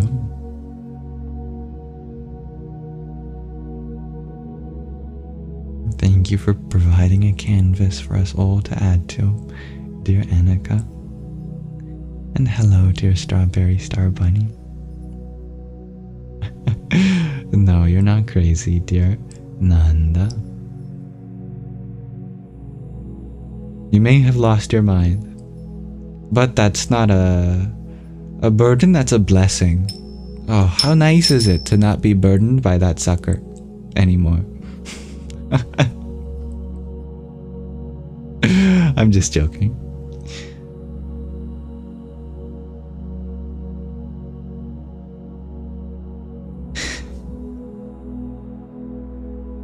Andy Apple Red, I like that, dear Anne. But there is truth to that.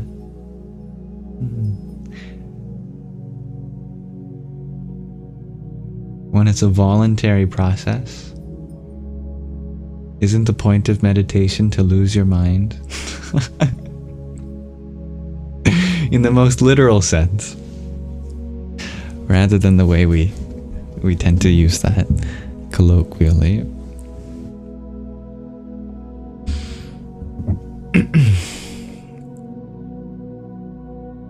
Dear Enzo, you had asked, how does one differentiate something having meaning from being a distraction? Does there have to be a difference? There can be meaning found in distractions.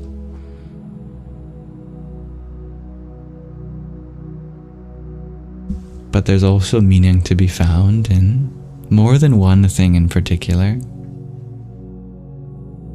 Therefore, whatever we give our attention to, it's important for us to be aware that there's meaning to be found in other things. So, are you distributing your attention wisely? Or are you focusing it one-pointedly on something?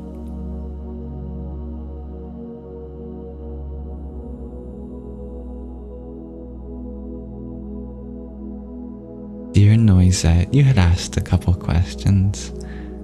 Why can't we all stop being mean in this world? That's a beautiful question. I think more of an observation than a question. And I see that too. What's stopping us, truly? We all have the ability to be kind. You did ask another question on top of that though. Do I have a political view? And do I think this ideological obsession is harmful that we see in the world? All perspectives have value, but not all moments can be attended to in the same way, with one perspective above all. it's so important for us to harbor diverse perspectives that we can draw from at any moment.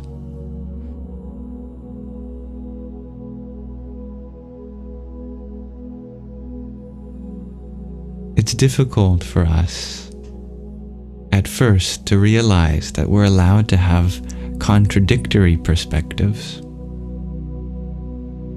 And that's because our life isn't meant to be defined by one perspective in particular.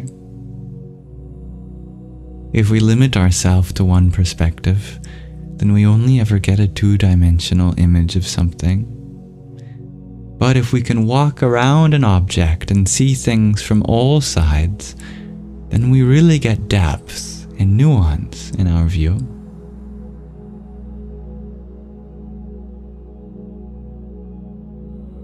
The more perspectives we can have, the greater our knowledge base is to draw from.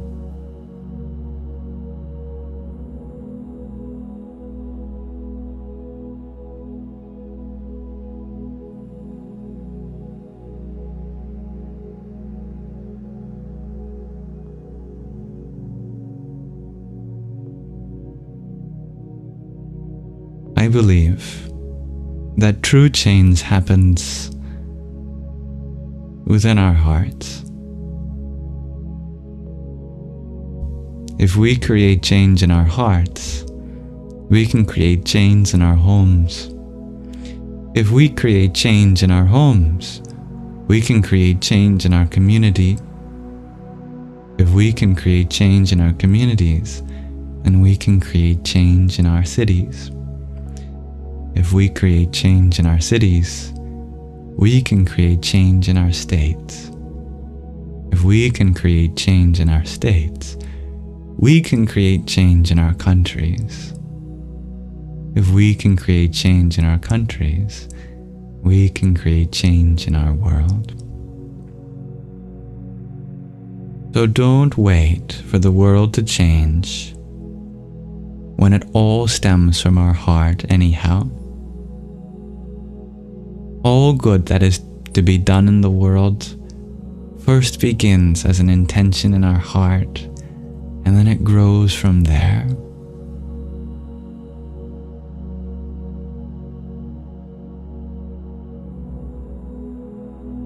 Worry not about what you see in the world. Worry about what you feel in your heart. That's where change begins. Vote for love in your heart and cast away fear.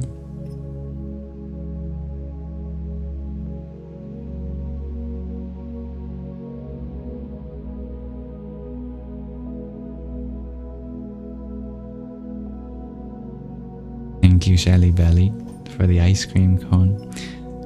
You're so sweet. Om Kham Jahnavyay Namah.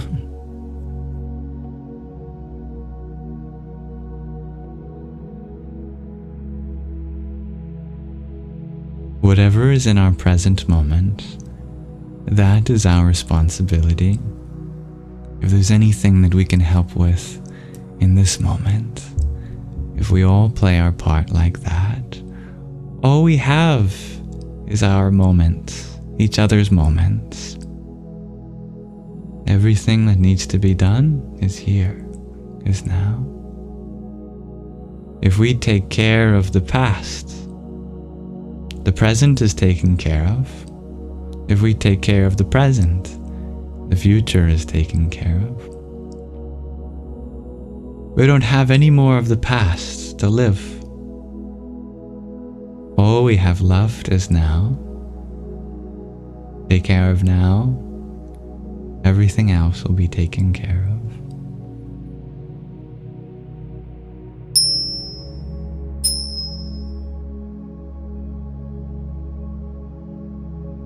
Dear Zach, you ask, do I find myself stuck in preferring comfort? Good question, Zach. Our comfort zone can limit us, and we can be stuck within it. Something beautiful that happened to me about a year and a few months ago was that I was stuck in comfort. I was experiencing anxiety, and my anxiety was something that took me away from the things I wanted to do in life. And I was waiting for so long for that anxiety to leave so that I would feel comfortable again with the things in life that I want to do. But then I realized that you can't outwait discomfort. You have to just start doing the things you love, even if you're uncomfortable, and then the anxiety leaves.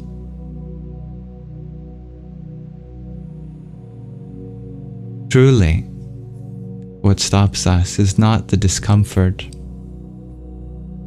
but our belief that we should wait until we're more comfortable. But what if that day never comes? What if there will always be something that challenges us? Something in this moment that we feel resistance to? What then? Are we simply going to hide within the things that we do feel comfortable surrounded by? Or do we take it as a fact of life that we have to go outside our comfort zone to grow, to change, to learn, to heal?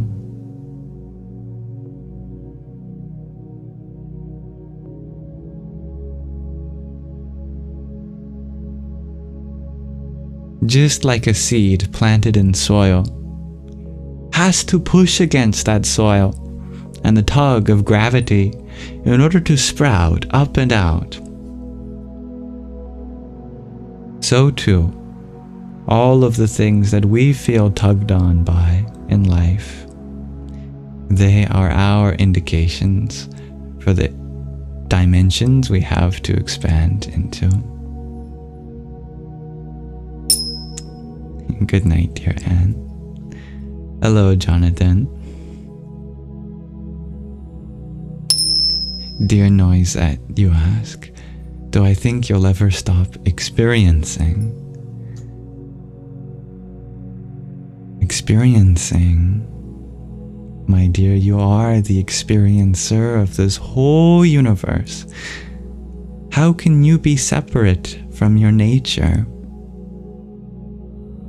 As long as you are you. And let me remind you, you can be no other. Everything and everyone else is already taken. There will be an experiencing. You inspire it.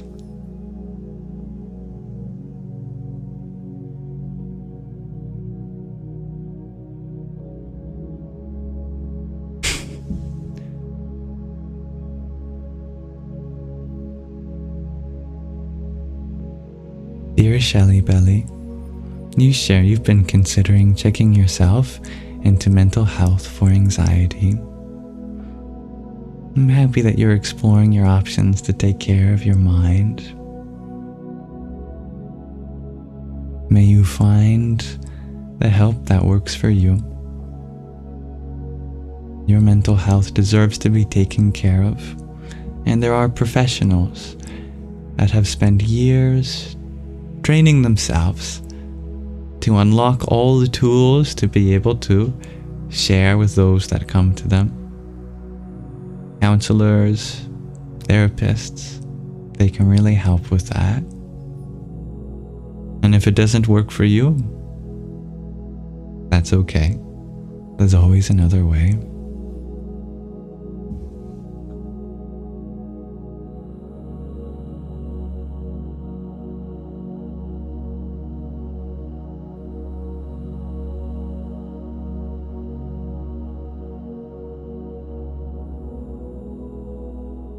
Remember that it's not selfish to take care of the thing that takes care of others.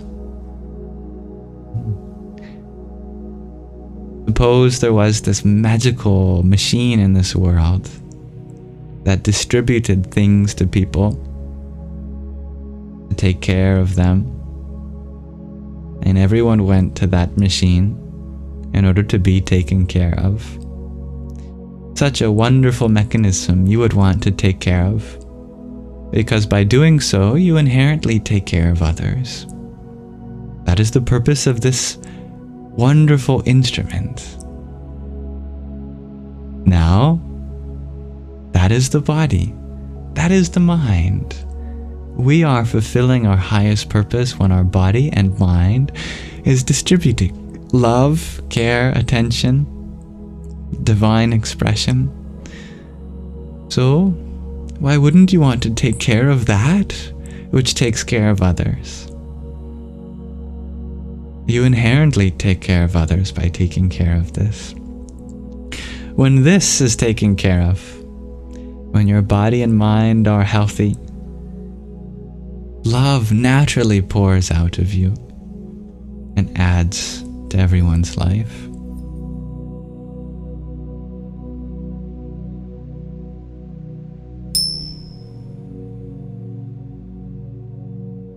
Dear Noisette, you ask, what's the most marking and meaningful memory I have that I want to share?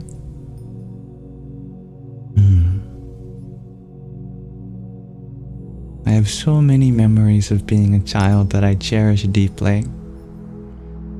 My father throwing me up into the air, trusting in himself that I will be caught.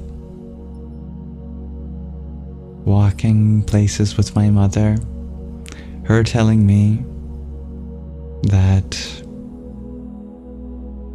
if I walk ahead, she may not follow. If she walks ahead, she may not lead. But if we stand side by side together, we will journey as one. We will follow and lead.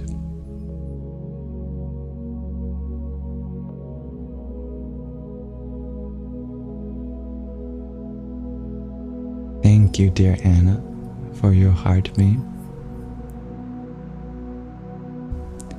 Om Gamlir Mahang Kalikaye Namah.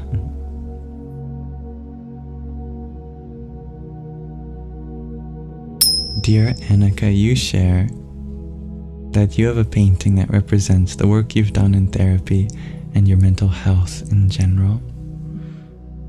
I love that. Dear David's mom, you share your chickens have a new home now. Please send them love and protection. Your wish is my command. May all the chickens in the world be able to live the best cock-a-doodle-dootin' life that they possibly can have.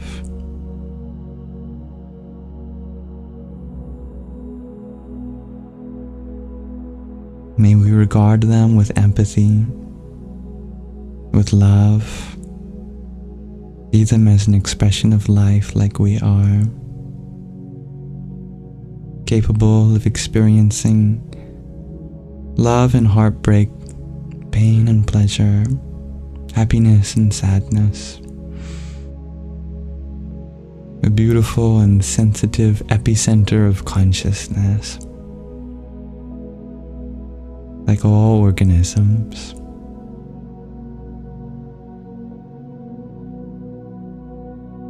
I wish I had a chicken mantra. I wonder if there is a word for chicken in Sanskrit. I don't know the history of what part of the world chickens come from.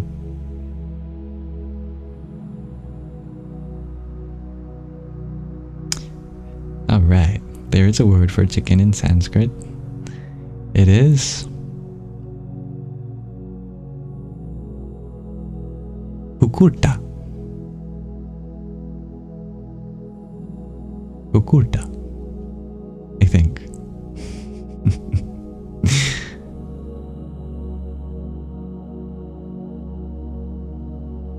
Therefore, a mantra we can make following the rules for Sanskrit grammar. We append the suffix aya to make the dative form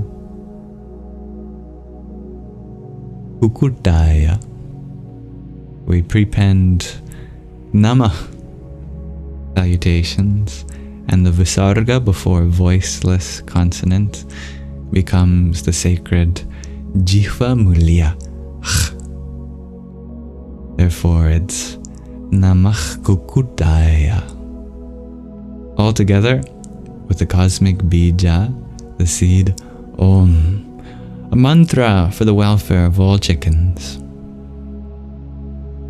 Om namah kukutaya.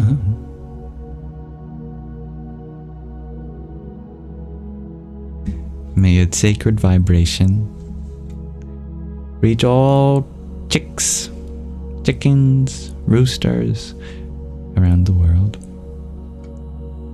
You would like me to write that? I can write that. Let me get the blackboard up for you.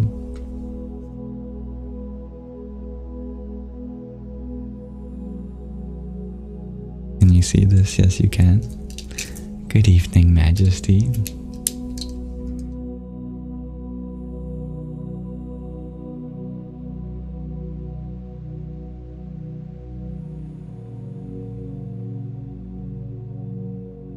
All right.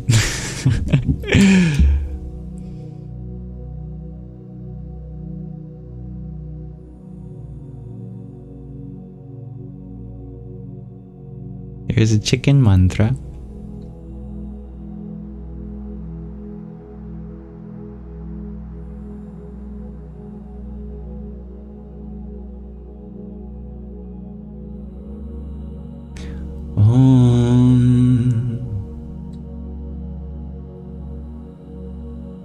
Namah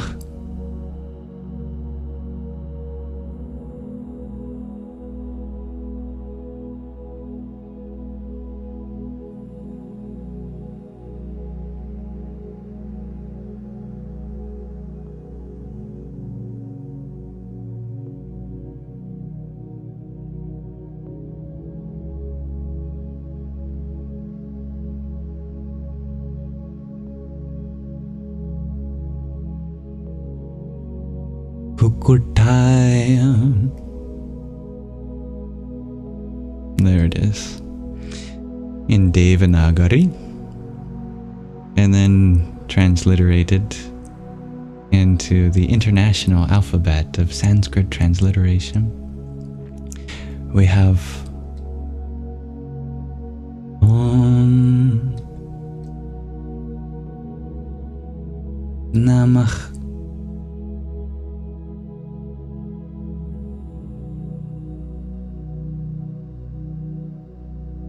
Kukutaya. Salutations to the chicken. There's your chicken mantra.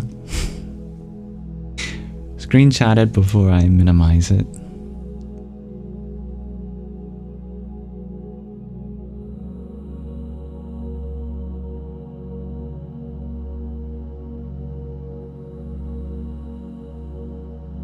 Dear David's mom, thank you for your heart meat, for your 63 team bracelets, and another 87. Om Dham Namaschandaraya. Wonderful, dear Nanda.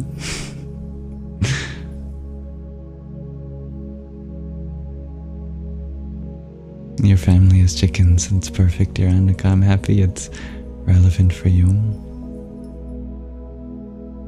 Dear Zach, you ask, are there any teachers of the Dharma that I would recommend? I would recommend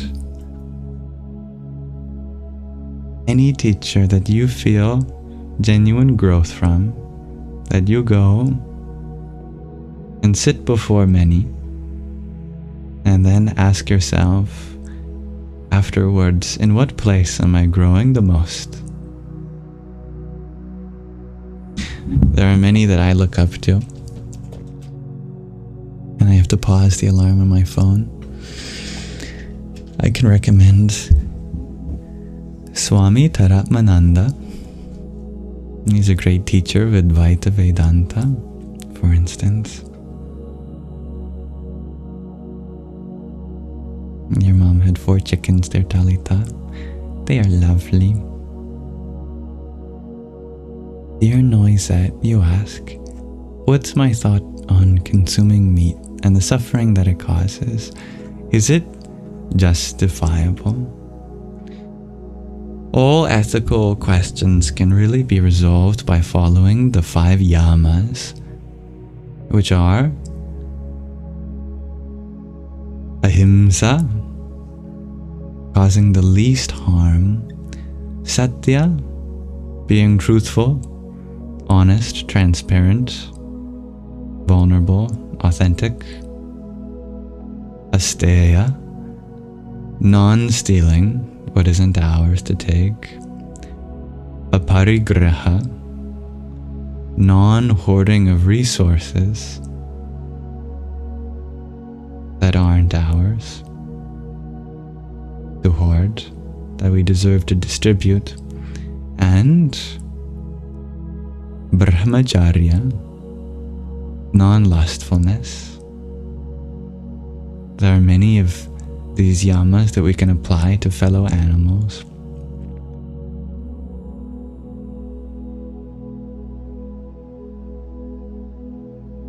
All animals, including ourselves, deserve a chance at life.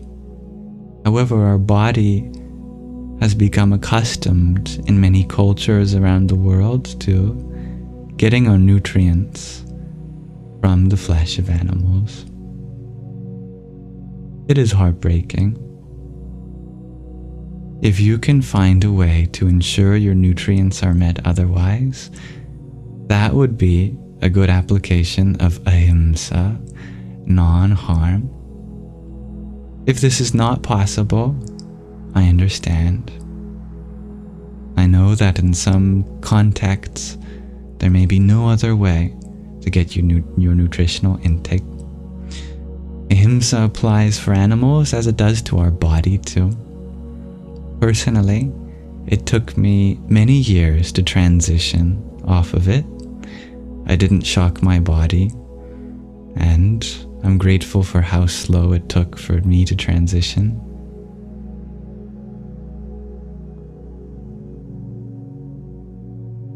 Trust in your body's needs and boundaries. We have such an intimate connection with our food. There's a lot of attachments that can take a while to dissolve. Pace yourself. No need to wake up tomorrow a vegetarian. But if you can slowly transition while paying close attention to the nutrition of your body,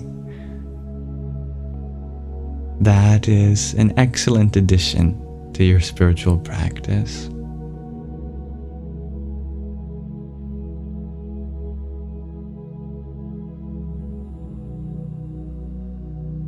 One thing that can really help is having a good knowledge of some nice vegetarian foods that are really tasty, that you really want to eat.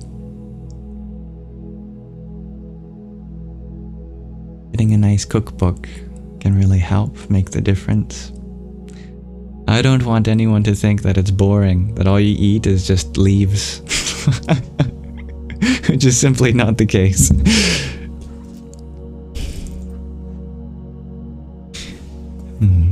The diet that is recommended for yogis, called the yogic diet, is to eat foods that are sattvic. It's said that all foods come in 3: tamasic foods, rajasic foods, and sattvic foods. The food of a yogi, for one that treads the spiritual path, they should favor sattvic foods. You know when a food is sattvic when after you eat it, your mind is pretty clear. You know when a food is rajasic if afterwards your mind is agitated. And you know when a food is tamasic if afterwards your mind is fatigued. Pay attention to the foods that leave your mind clear, and you'll notice that they naturally include vegetables, legumes, rice, grain, fruits, nuts, seeds, oils, various spices, and herbs.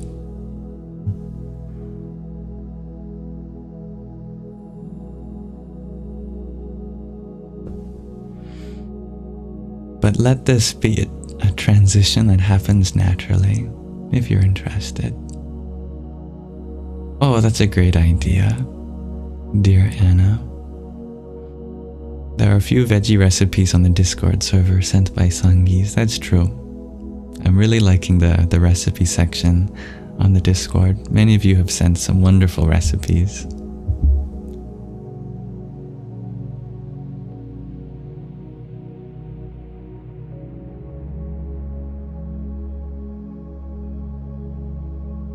Dear Stevie G, you ask, do I think the body needs a form of exercise at all? Of course. Absolutely. Yeah. Stretches and walking is really great for that.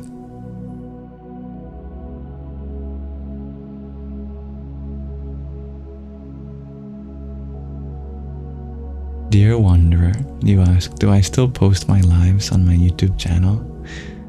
Yes, all of the lives that we've done over the past year are on my Yamsox Lives YouTube channel.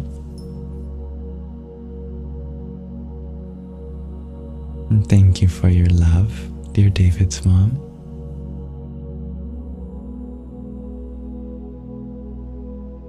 And thank you, Majesty, for your heart mate. Om Kham Jahnavyai Namah. Dear Amanda, you wonder what recipes?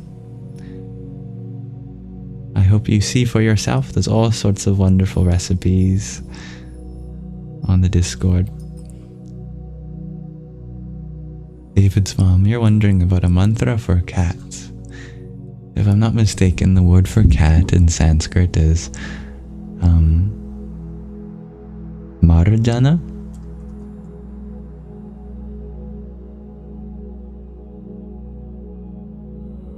Marjara.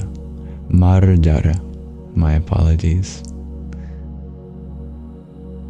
Marjara. So a mantra for cats would be Om Namo Marjaraya Namah.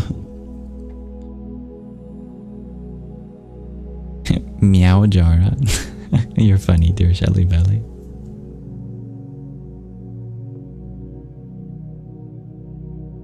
Dear Noisette, you ask, do I plan on reaching veganism? I never planned on any diet, just naturally. What my body craves as I venture forth on the spiritual path, it takes me there. But a Sattvic diet does make room for one animal product. That's the only exception. And that is dairy from a mother cow that freely gives consensually. So yogurts, whole milk, especially butter and ghee, cheeses, those are allowed in a Sattvic diet, but not from a cow that was treated poorly, not from a cow that is sent to die afterwards, not from a cow crammed in a cage, from a cow that has babies and more than enough milk to be able to care for those babies, such that any extra goes towards those dairy products.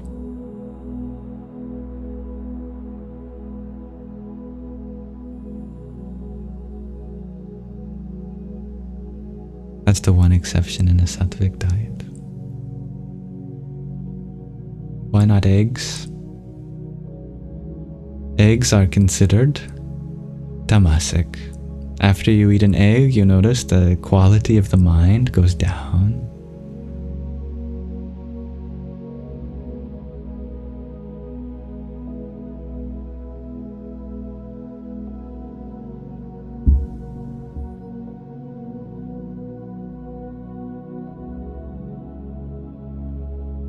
How do you get those dairy products as Starfire?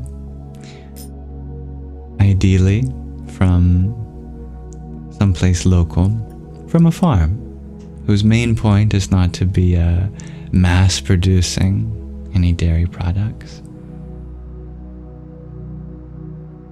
Especially if they're treated with the same rights that has been done in India. As you may know, cows are worshipped as a form of the mother goddess in India.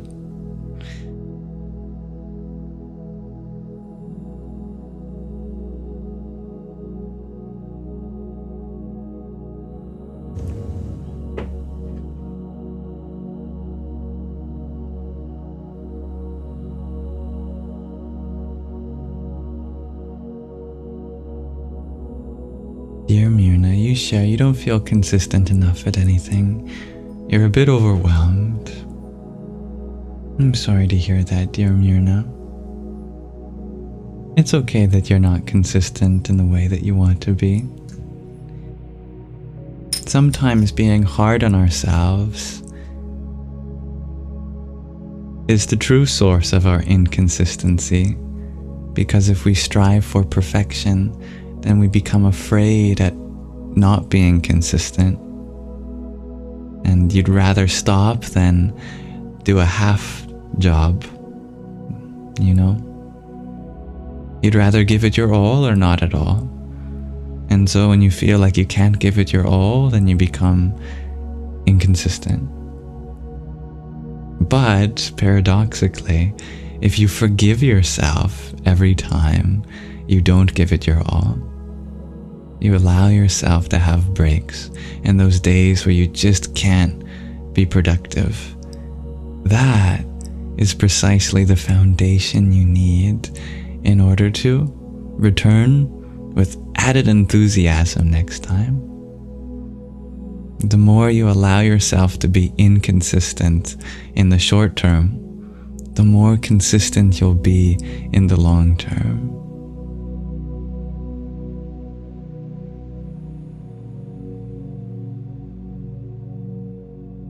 Dear Amanda, you ask about kefir. I actually forget what kefir is. What is it? A fermented milk that's similar to yogurt or ayran. Interesting. That sounds very good for your gut health. Probably Sattvic. Everything in moderation, of course.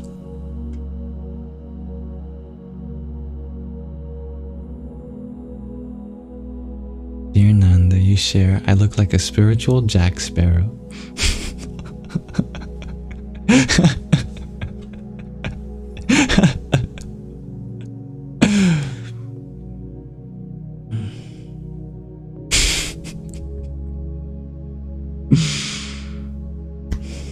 Thank you for that. Hilarious. Hey. No. I'm not drunk. You see, I've been sailing the 7 seas of spirituality. I've become intoxicated on the bliss of one soul, my dear. If you can forgive my sorry attempt at an impression.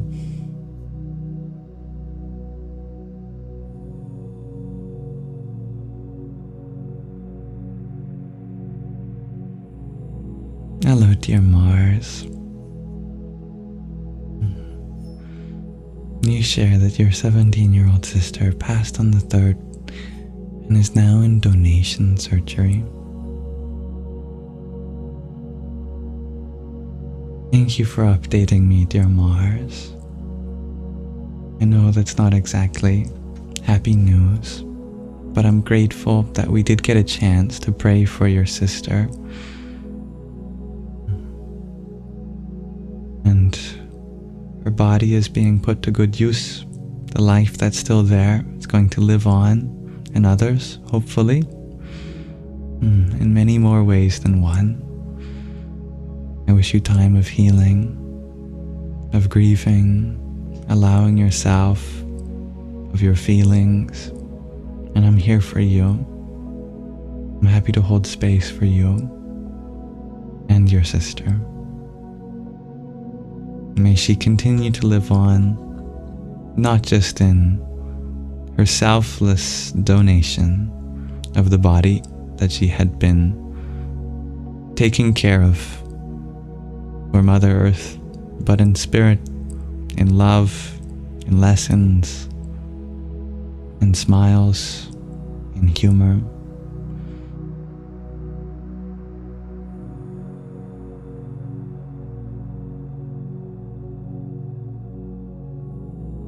May we celebrate her life and all that she meant.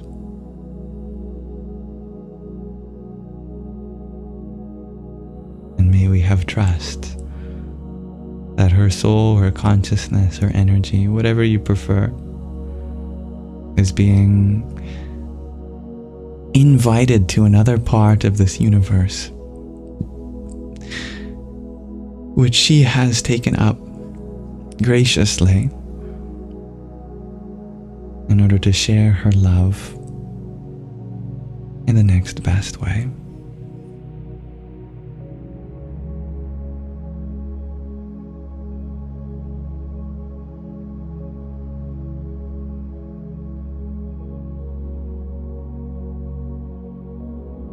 Dear Noisette, you ask, is sugar one of the clear mind foods? Interestingly, the sugars we get from fruits are indeed Sattvic, yeah. If you have ever taken a class in microbiology, you might know that sugar is not one chemical compound, but a whole class of molecules called saccharides. And there are many different forms. For example, there's fructose, there's glucose, there's sucrose, there's galactose. You'll know that they're sugars by the "-ose" suffix at the end. Not all sugars are created equal. For example, the processed glucose is not particularly Sattvic, but the fructose, I think that's the kind you get from fruit, I would guess, by the root. That is indeed Sattvic. Jaggery over white sugar all the way, yeah. Brown sugar is, of course, much healthier. Jaggery is probably one of the healthiest forms of sugar. Thank you, dear Dove Darker, for your heart me too. Radhe, Radhe. Those natural sugars over processed sugars are definitely Sattvic. Dear Gabriel, hello. I'm doing well, thank you. How are you? You share your last backwood full of za. It's never your last. It's the ritual and the altered state you crave. If you stop to hurt your body, how do you think you can replace those? I think there might be a small language barrier, but I think I understand that it helps your body The CBT is good for pain relief and for inflammation, things like that. Yeah, it's true. Cannabinoids do have many health benefits. But there are many kinds of cannabinoids, just like we were talking about the many kinds of sugars. There are many kinds of cannabinoids. We're mostly familiar with two, CBD and THC. There are others. There's also a whole class that are created by the body. Endocannabinoids, they're called. There are certain ways of living that can create endocannabinoids that actually bind to the same neurons that the cannabinoids we get from external substances do. For example, children are naturally high on life. This is true. Their body is flowing with endocannabinoids. They don't need anything to be high. Child, if you put a high person and a child in the room together, it's hard to tell who is who.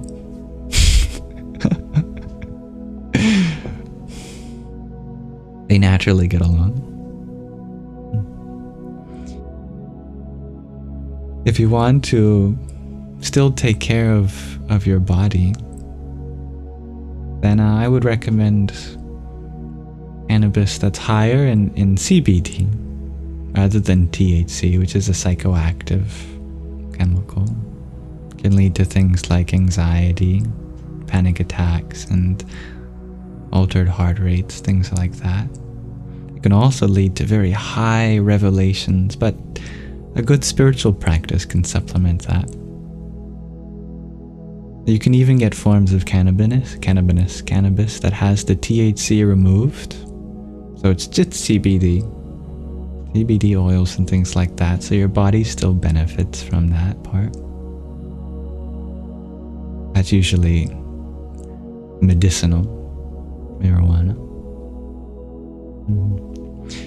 But if you want to create high levels of endocannabinoids, one thing you can do is engage in exercise, especially yoga. Yogis were naturally high on life. They knew all the different stretches to unlock the various faculties of the body and get them working in harmony with each other. Meditating can be really powerful. Going for walks, smelling flowers, playing in dirt.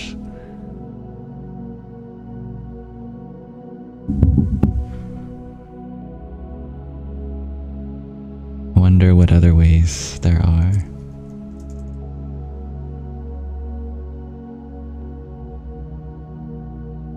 See what the internet has to say. Exercising? Oh, eat chocolate. Apparently. Cocoa, the plant that chocolate is from, contains compounds that are similar to endocannabinoids. These compounds can prevent the breakdown of your body's own endocannabinoids. Well, if there ever was an excuse to eat chocolate, there you go. Certain foods, leafy greens, foods with omega-3 essential fatty acids, hemp seeds, well, no surprise there, and hemp oil, but also ground flax seeds and flaxseed oil, chia seeds, walnuts as well. Avoid alcohol, as alcohol can cause stress and inflammation that exhaust the endocannabinoid system. And meditation, yoga, massage, acupuncture, tai chi, breathing exercises, or social interaction. There you go.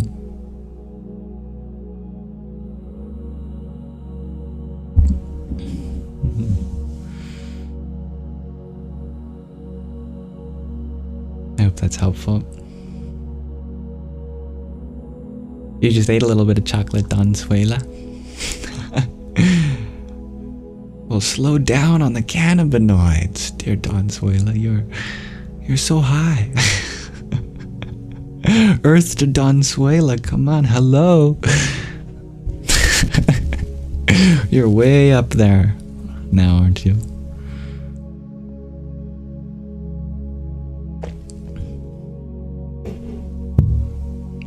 I'm just kidding.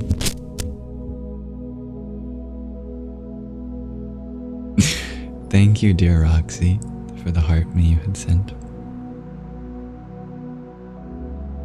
Om Dhryambakam Yajamahe Sugandhim Pushti Vardhanam Urvarukam Iva Bandhanan Mrityor Mukshiyamamritat.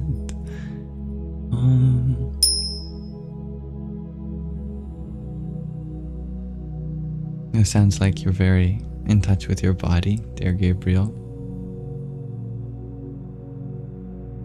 I'm happy to hear that.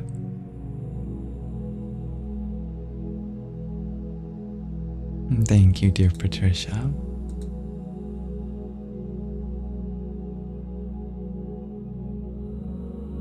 Alright, I do have a question of the day for you all, if you are interested in exploring it together. Today I ask, what may be a reason that the body heals faster asleep? I thought I'd ask, and then we'll end with a guided meditation.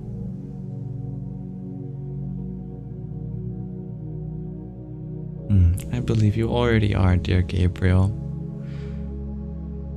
In fact, even your vulnerability now, the shared experience of the suffering one goes through, it's a place that others can empathize from and with, and be reminded in their own journey. Allowing ourselves to go through what we do can signal to others that they are allowed to go through what they go through as well. Alright, some answers to our question of the day. Euthymic Leanne, you shared, it's not got a lot else to do. That's a great point. Serenity shares Roxy. It was so refreshing, shares Stevie G. Amya, you share the mind is not busy taking in and analyzing its surroundings. Very true. So much energy is freed up in that way. David's mom, you point out that being asleep is a restful state and closer to Creator, peace, universe. What a subtle and profound observation, David's mom. Glad you noticed that. Consuela, you share, by allowing the brain to defragment throughout the night, ridding the body of old cells. Wow. I love your word choice, defragment. Yeah. Just like old PCs. And many remember having to defragment their hard drives.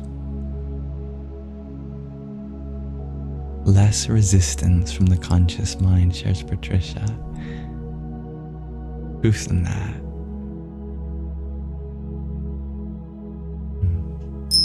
Crossfires, you share, then we should be in a restful state into the day too. I concur. Gabriella, thank you for your heart meme. Om Tat Purushaya Vidmahe Mahadevaya Dhimahi Tanno Rudraf Prachodayat. Dear Gina, thank you for your roses. Om Namah Karlim Ambita Me Shrim Nadita Me Hrim Devita Me Aim Saraswatyai Swaha. Good night, dear Amanda. Alita, you share because it's cozy and comfy. Love and light, Gabriella. BVG, you share stillness and silence of the mind and a bit of body. Because of this, the layers of the body settle in. The physical, much better. Like that, taking time for things to settle in their place. Ragnhildur, you share, because then we have uninterrupted contact with the Creator. Tadastu. That is profound. And thank you, Patty Galen, for your rose.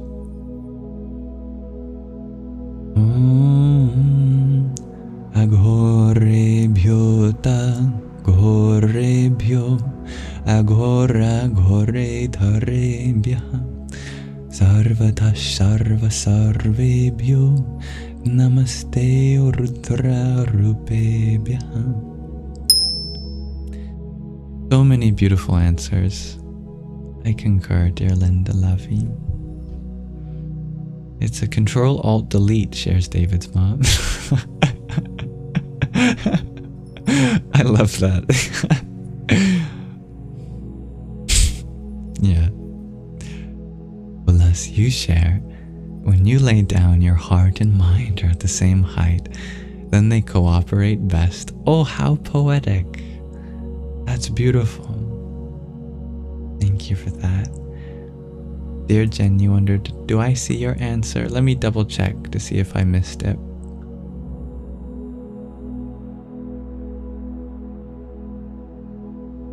I don't think it did come through. Sorry, dear Jen. Try rephrasing it. Thank you, dear Roxy. I hope you have a beautiful evening. May all purpose be divine. Good night. And thank you, Dob Darker, for your heart meme. Om Sum Suryai Namah. It is just a being, shares Anna. I like that. You all have such creative answers. Tattvam Asi, you share meditative state and sleep. Probably tries to realign back to normal, less stressful during sleep. I like that, like a spring decompressing naturally to its original state when forces are no longer being applied.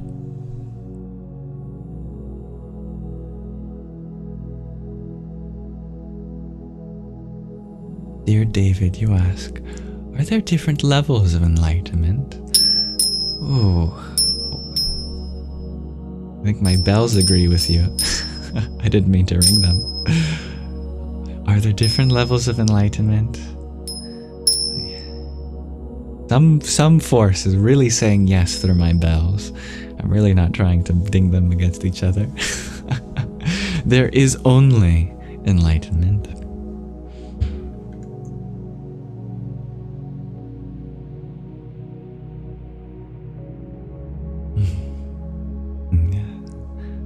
Sorry, dear Hybrid Jen, I am sure that you have a lovely answer. Last comment I see from you was the comment about breathing exercises making you feel high. That came through. Absolutely.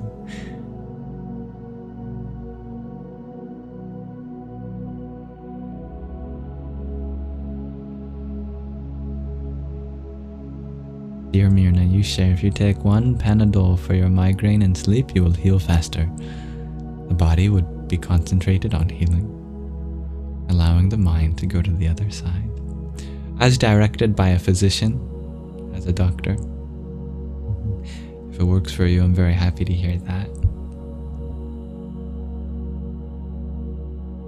Dear X-Ray, you share, in reference to our question of the day, maybe because that is the time where there is less activity, which means more energy for healing, and it lowers the chances of getting more injuries as well. That makes sense to me. Alright, Jen, you share. As you're with Source closer, no ego to veil you. That's what you put. Ah, I like that answer. Thank you for rephrasing. Thank you, everyone. I really like these answers.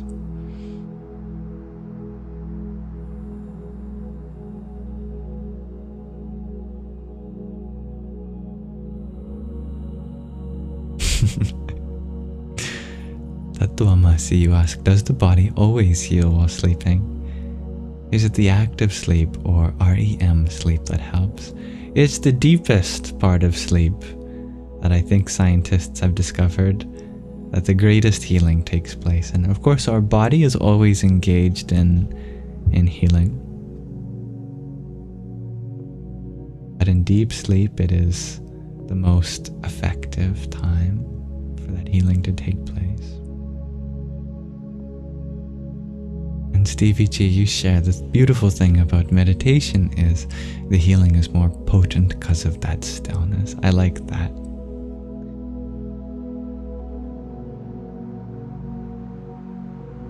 What is meditation if not conscious sleep? And what is sleep if not unconscious meditation?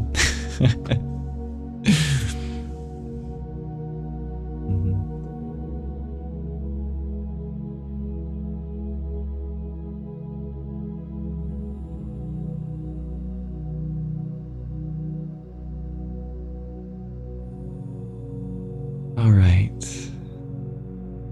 Let's pause our question of the day there for now. Thank you for exploring this together. I'm grateful for all of your answers. I often reflect on the things shared here, and I learned so much from all of you. Stacy, you add that breathing the deepest while sleeping and oxygen helps promote healing. That's a great connection to our breath.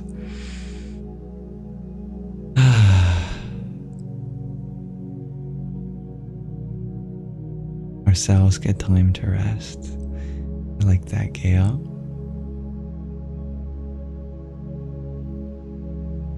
Well, you have all put whatever I was going to say in many more words than mine. I was going to say that in deep sleep we are reunited with Source. We let go of all of our identities and just become part of that one silent, still Source. That Source is the abode of all creation, love, healing, peace. We can find that place as our body and mind naturally relax back into Source. In sleep, deep sleep, we could also find it through meditation.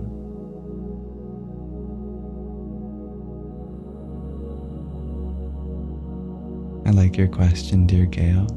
If sleep is how it feels to die, it's like a trial run, you know, before the real deal. That's why death is called the great sleep sometimes.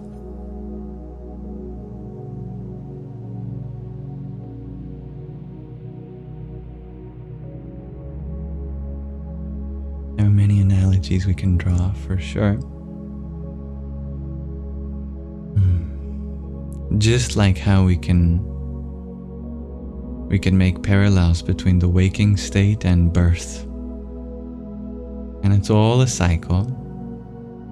Waking, dream, sleep, creation, preservation, destruction.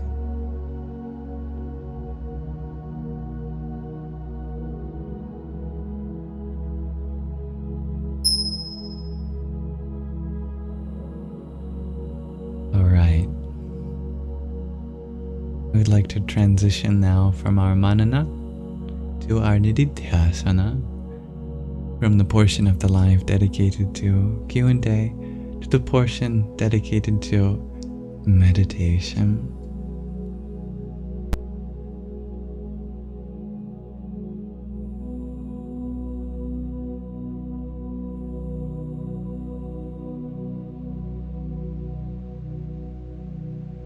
It's very beautiful, dear Mirna. So, I wanted to do a very simple guided meditation, if you're interested.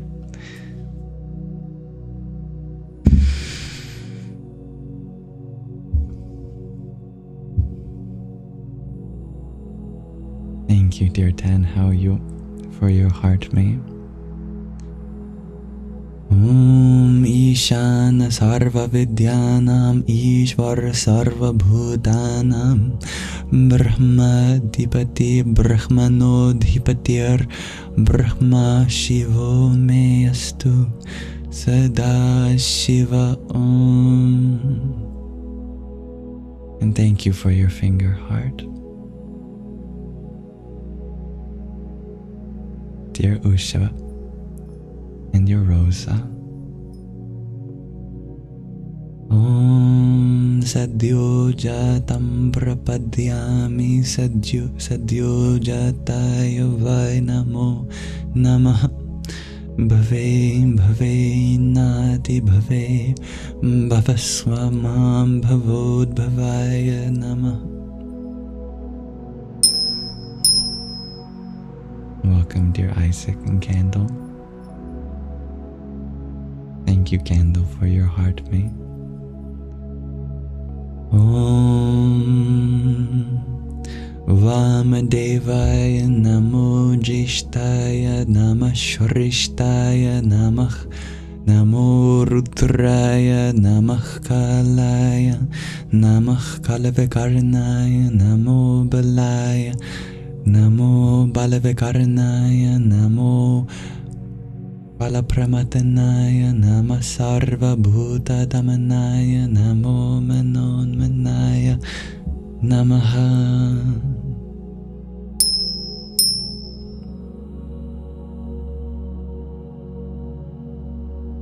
Alright.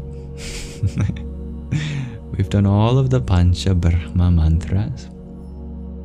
Let's begin our guided meditation, if you're interested, of course.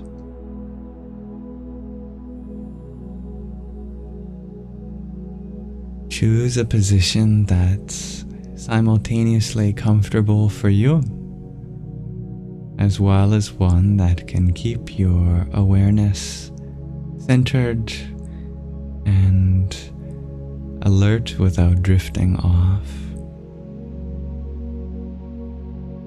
In that position, bring your attention to how you can relax the body with each breath. Breathing in the things you're grateful for, and exhaling any tension in the body. If you need to be reminded, keep your back straight, up your shoulders, unclench your jaw. Let all excess energy drain from your face, as if the mask we wear in the day melts off to reveal our true, peaceful and content self.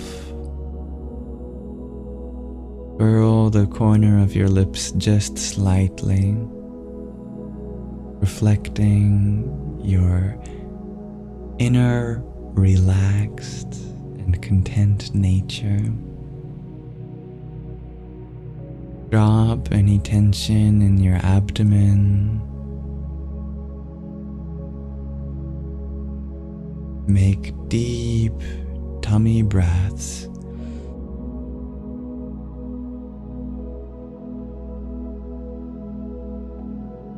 And on the exhales, just let yourself naturally deflate like a balloon would. No need to force the air out. Just release.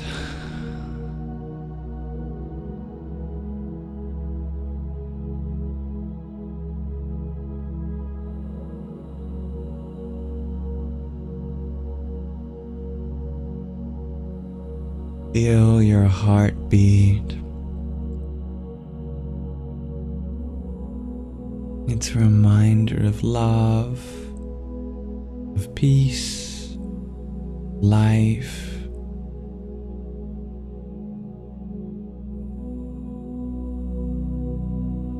Let go of any worries or fears that are in the heart. Don't be anxious of your heart's beat. It's totally natural if you feel your heartbeat sometimes have a very powerful beat. Just let it beat naturally, as it is.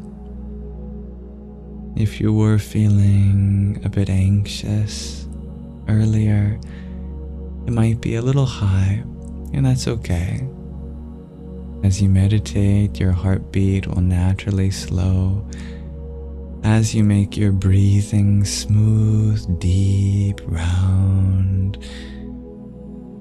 etc. If you were feeling very relaxed, your heartbeat might be very slow. All is well. Feel your breath expand, not just in your tummy, but to fill the space of your whole body with the life force that is prana.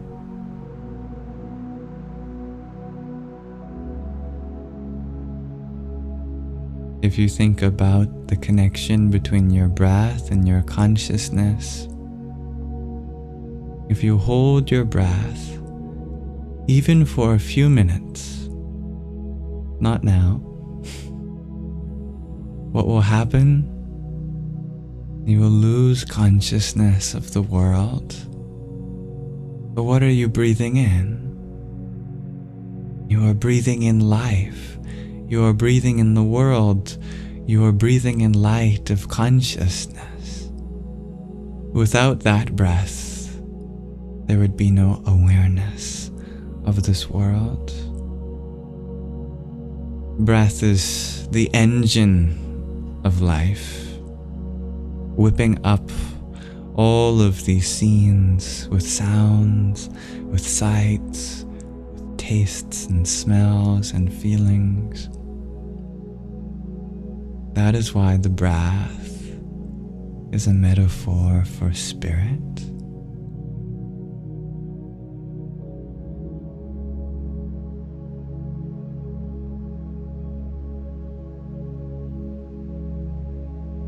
Let that breath flow everywhere it needs to go,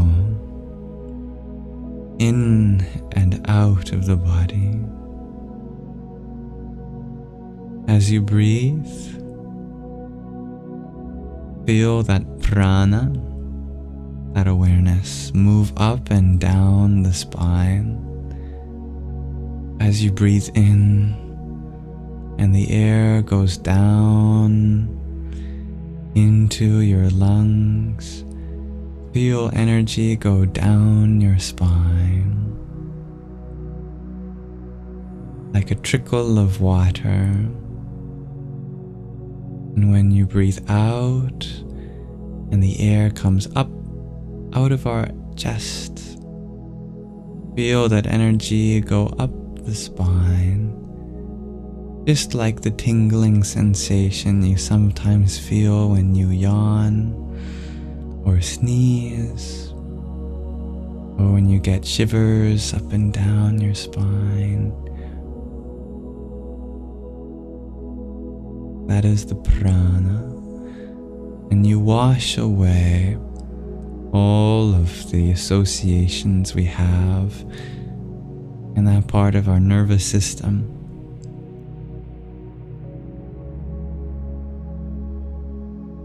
If you can bring all of that awareness into your spine, you wash all the karmas through the chakras, then that is known as the Kriya breath.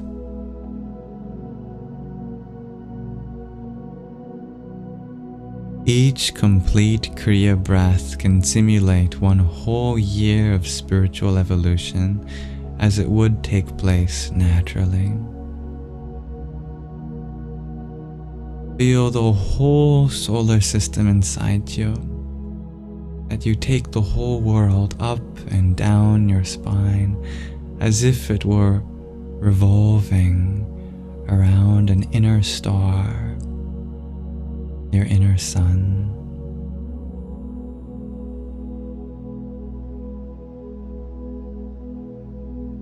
Central channel, the Sushumna, represents the earth.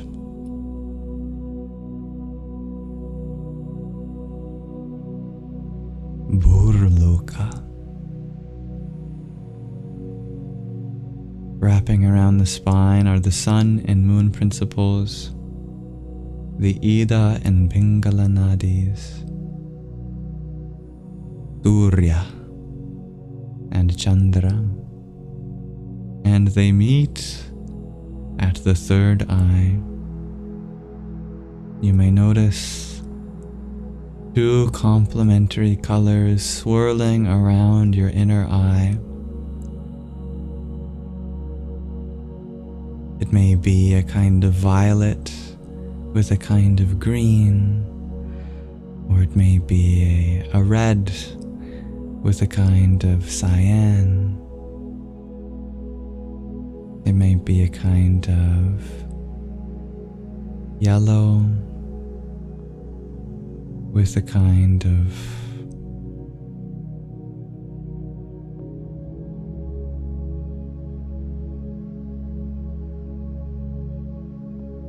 blue.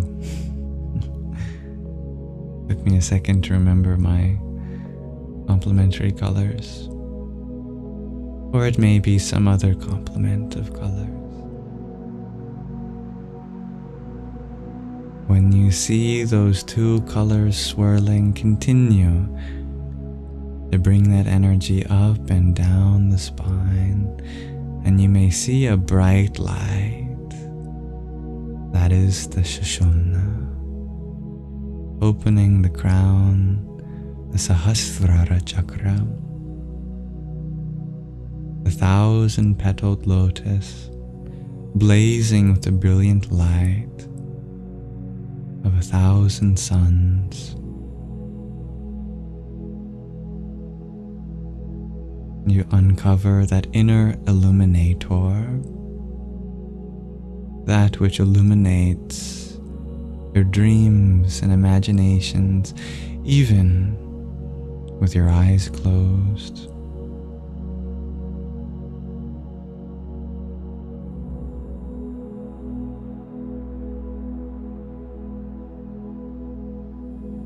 Meditate on that light.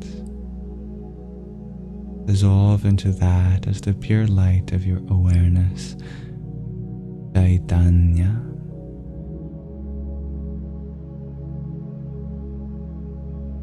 Feel yourself as true light itself.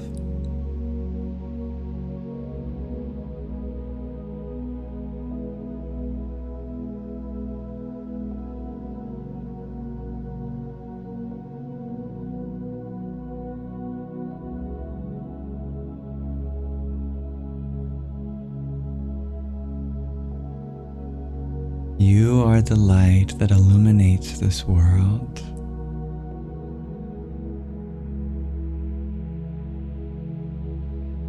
You are that inner sun, that inner moon.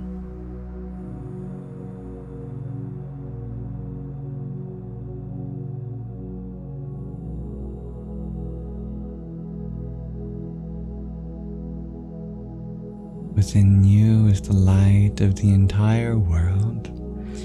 Without you, the world would appear as darkness.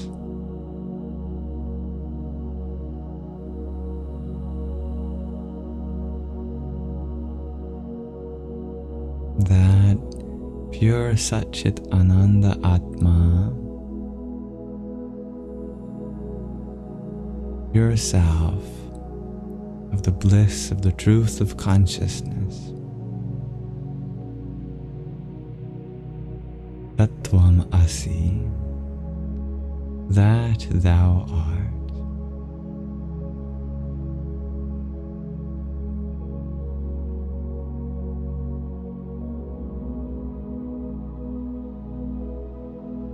Feel the simultaneous warmth and cooling effect of the inner sun and moon. And you is that which balances, sustains, and spans the two.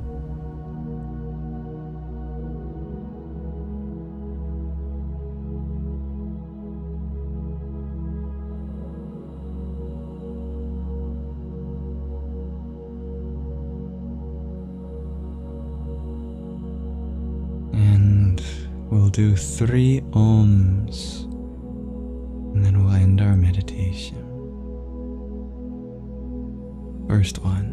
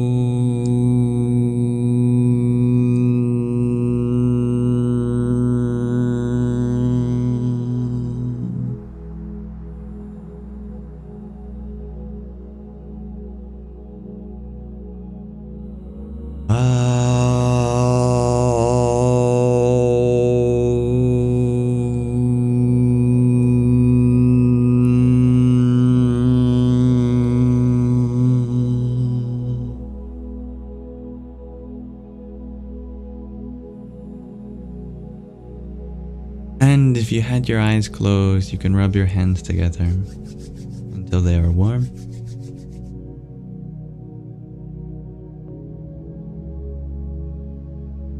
And cover them over your eyes gently, not applying too much pressure, but just feeling the warmth.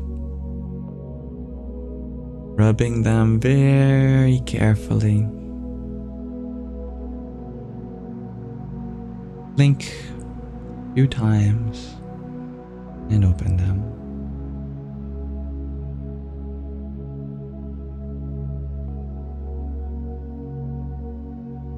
Thank you for meditating together. Namaste. That concludes our meditation for tonight, and with it, our nididhyasana, and with that, our sangha. Thank you for participating together. Thank you, Hybrid Jen, for your tiny yippee. Dear Gina, thank you for your trio of roses. Om Kali Mahakali Kalike Parameshwari Sarvananda Kari Devi Narayani Namostute. Thank you, Tattvamasi, for your 6 roses and for being part of the meditation.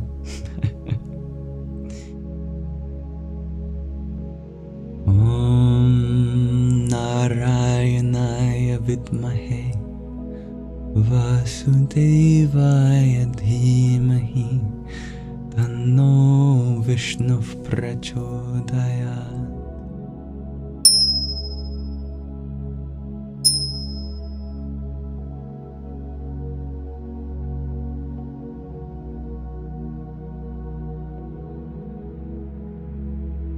It's beautiful, dear Dalen.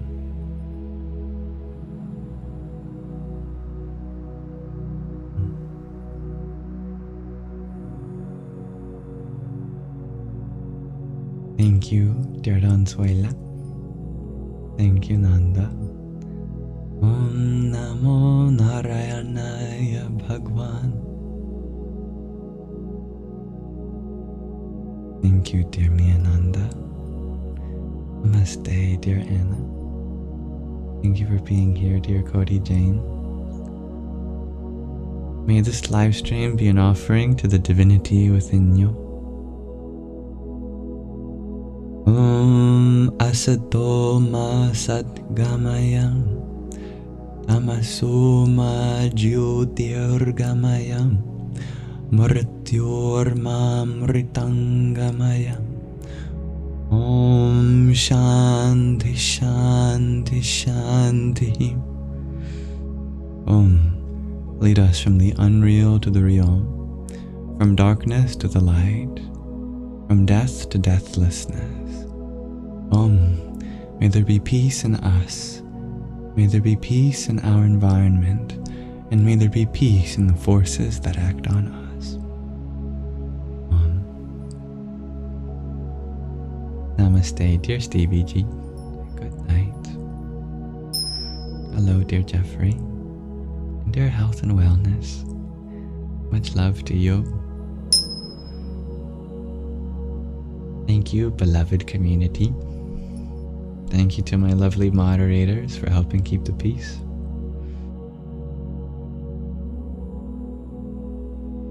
Grateful for your presence and participation here.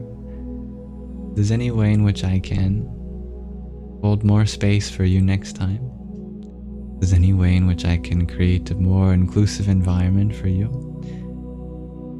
please hold me accountable to that, so that I may be a more humble host next time. That is all the time we have left for today, but if there's anything I can attend to next time, be happy to attend, or if you want to reach out in my inboxes on various platforms, you're welcome to, or join the Discord server in the link tree in the bio. Everyone is welcome. And the live stream will be uploaded as a whole, along with the meditations and readings and clips on my YouTube channel, Yamsox Lives.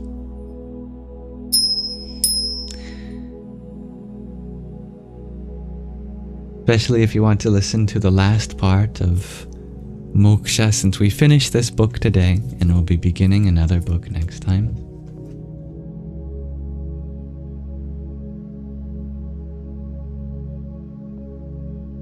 Alright. May you all have a wonderful rest of your present moment. Namaste.